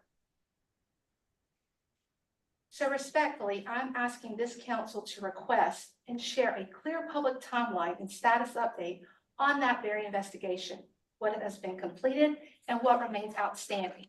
Because when accountability questions linger unanswered, trust erodes. Now let's layer all of this on top of what downtown businesses are experiencing. Road closures, shifting timelines, critical updates learned in real time, sometimes after the public, even though their livelihoods are directly impacted. For working parents like me, and Jennifer had shared as well, social media is not a luxury. Just like Jennifer, rearranging schedule. My daughter does volleyball in Bluffton. I had to make arrangements so I could be here, and I sat here the entire time just to have this conversation to share with you guys. It's how I stay informed while juggling jobs, kids, practices, and caregiving. Telling residents to just attend meetings or to attend meetings ignores the reality of daily life for me. And I know that not all about me, but struggle's real. Representation exists so we don't have to monitor government like it's a second job. When official channels close, people do not stop asking questions, as Jennifer had just shared earlier. They simply find other places to ask them. That's how watchdog pages are born. That's how trust fractures further. This is not about personalities. It's about structure. It's about who works for whom. Council is elected to represent the people. Staff is hired to support that role. When information flow becomes controlled, delayed, or framed as inconvenient, people notice. And our kids notice too. You think that that park down there, like any kind of change, kids don't, they do notice. But even as they get older, my son, he's very engaged into like just government and all that. He notices. He wants to know like what's going on. I mean, he follows the Facebook page. And I say this because if we want young people to believe in civic engagement, because we're always talking about, let's get people involved, let's get people, well, Facebook, social media is where it's at. We cannot teach them that the answer to hard questions is silence. We cannot model that accountability is something to manage around rather than to lean into. Leadership is not about controlling the conversation. Y'all have to get away from that. It's about earning trust. Transparency is not optional. Accountability is not inconvenient. And public engagement is not the problem. It is the point. That's all I have. That's well. Oh. Mr. Mayor, I had a real quick comment. Mr. Scott Marshall had mentioned that the city sometimes doesn't answer the question on the Facebook comment. Well, sometimes the public beats them to it and goes ahead and answers. I'm just saying. She's hired. Thank you. Yes, sir. Yep. CJ Velasco, 1402 Palmetto, and I'll try to keep it quick. But I think what we need to do is maybe in 2 words. One, council needs to relook at how Facebook is used when you redo the policy, and it's a sense of disseminating information. It's not an idea of conversation. And that might turn into educating the public of, if it's a pressing comment and you can't make a meeting, here are the other channels through which you can contact city council, and it's an email, and it's a phone number. And just letting them know, if I post something on the White House page, if I post something on the governor's page, if I post something on a senator's page, I don't expect them to answer me. I understand that. It's no different here. But I think shutting it down sends a really bad image of transparency where it seems like you're trying to silence people. So, maybe it becomes posts re-educating people that we can't answer here, but if you want to have a dialogue, here are the ways to have that dialogue. And if you can't make a meeting, there's a phone call or an email or other means. And one more thing, sorry, so sorry, but I'm a big believer in tapping into the youth. You had a gem in this room earlier, and that was the lady Angela from USCB. I'm gonna keep bragging. I don't know her. I just was so impressed by what she brought forward because that came from the youth, college kids. But Facebook is a way to educate. And I am a firm believer in that because like I said, that's where I go to for information. That's where I go to stay in the loop. I also learn on it as well. And I think for you guys, what I would like to see is one, that you don't look at it as an attack. I think Josh had hinted off, well, he hinted off, reflecting. Reflect, sit in it. Get mad, get angry, whatever. Don't comment, don't do all that, but reflect. And how can you communicate better on Facebook? If I'm telling you that, see, we comment courage, bravery, but you don't know how many people say, I'm afraid to comment. I can't comment. I can't say anything for whatever reason. Real estate, maybe they work for you guys, there's many reasons why they can't interact with your Facebook page, but they are paying attention.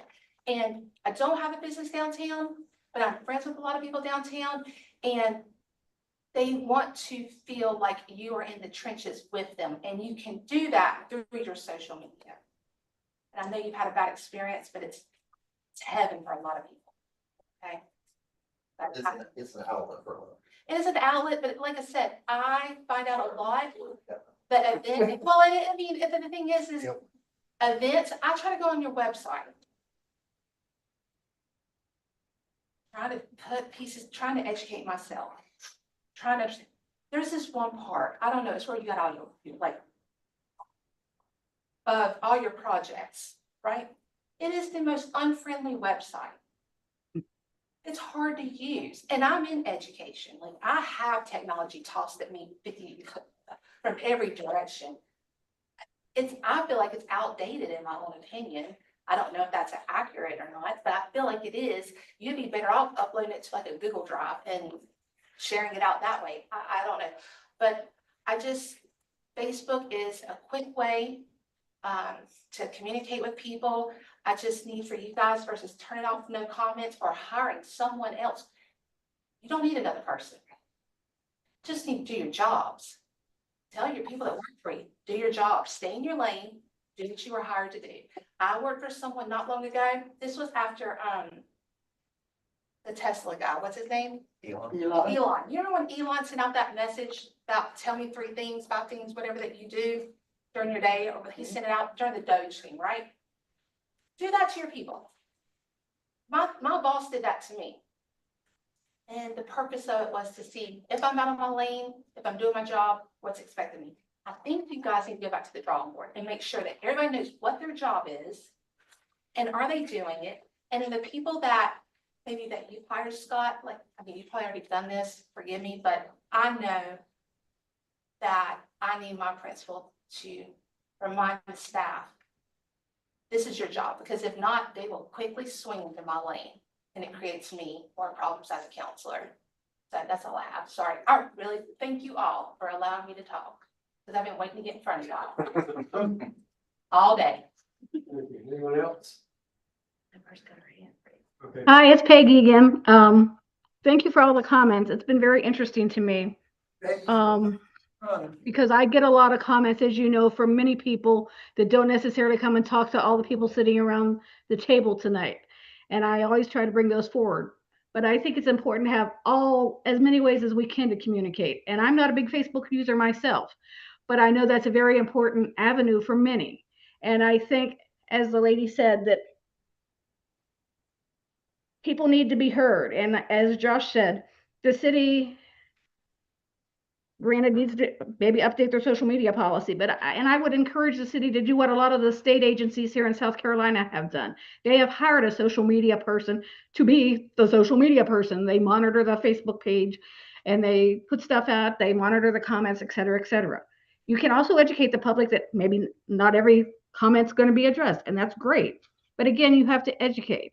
And I think communication is so important. And you all have heard me say that many, many times, because I used to be the ombudsman for the city of Beaufort before you hired a public relations person. And I'm so glad you have one on board. But the downtown drainage project is a huge example of, I know there's many, many players, SCORE, the city, McCormick Taylor, Gulfstream, and all the subcontractors. But effective communication has not happened. I would like everybody involved to sit down around the table and let's have a public forum. So we don't have the he said, she said. And I know that it's a hot time to be on the city's Facebook right now because I do see the post out there. And I think Josh had a really good point about sometimes we need to step back, reflect, and see what can we do better. Why are people posting these comments? And I think it's a very valuable data point.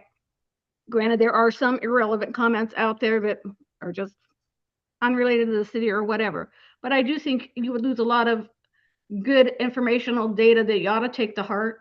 It might not be the most comfortable, but we all can improve, myself included. So I'd encourage you to reflect. I'd encourage you not to take the ability to post on Facebook away from the public because I think you're sending the wrong message. And the public is not a very forgiving public, especially right now. And think about it, if you're on the public side and I'm taking your right away to voice your opinion and you happen to like to voice your opinion on Facebook, would you like that? Think about it. Thank you. Any other comments? And hearing none, Mr. Lipsitz? Yes. What do we do next step? We just don't. Well, See if we need to revamp our, I mean, one of the takeaways I have is that we might need to examine our current social media policies. Thank you. Make a motion pursuant to Title 30, Chapter 4, Section 78, 2 of the South Carolina Code of Law, receipt of legal advice, and discussion of negotiations, incident to proposed contractual arrangements, and go into executive session. we have a motion. So moved. Second. We have a motion and a second. All in favor, signify by saying aye. Thank you, everyone, for all your comments. Thank you. It's working.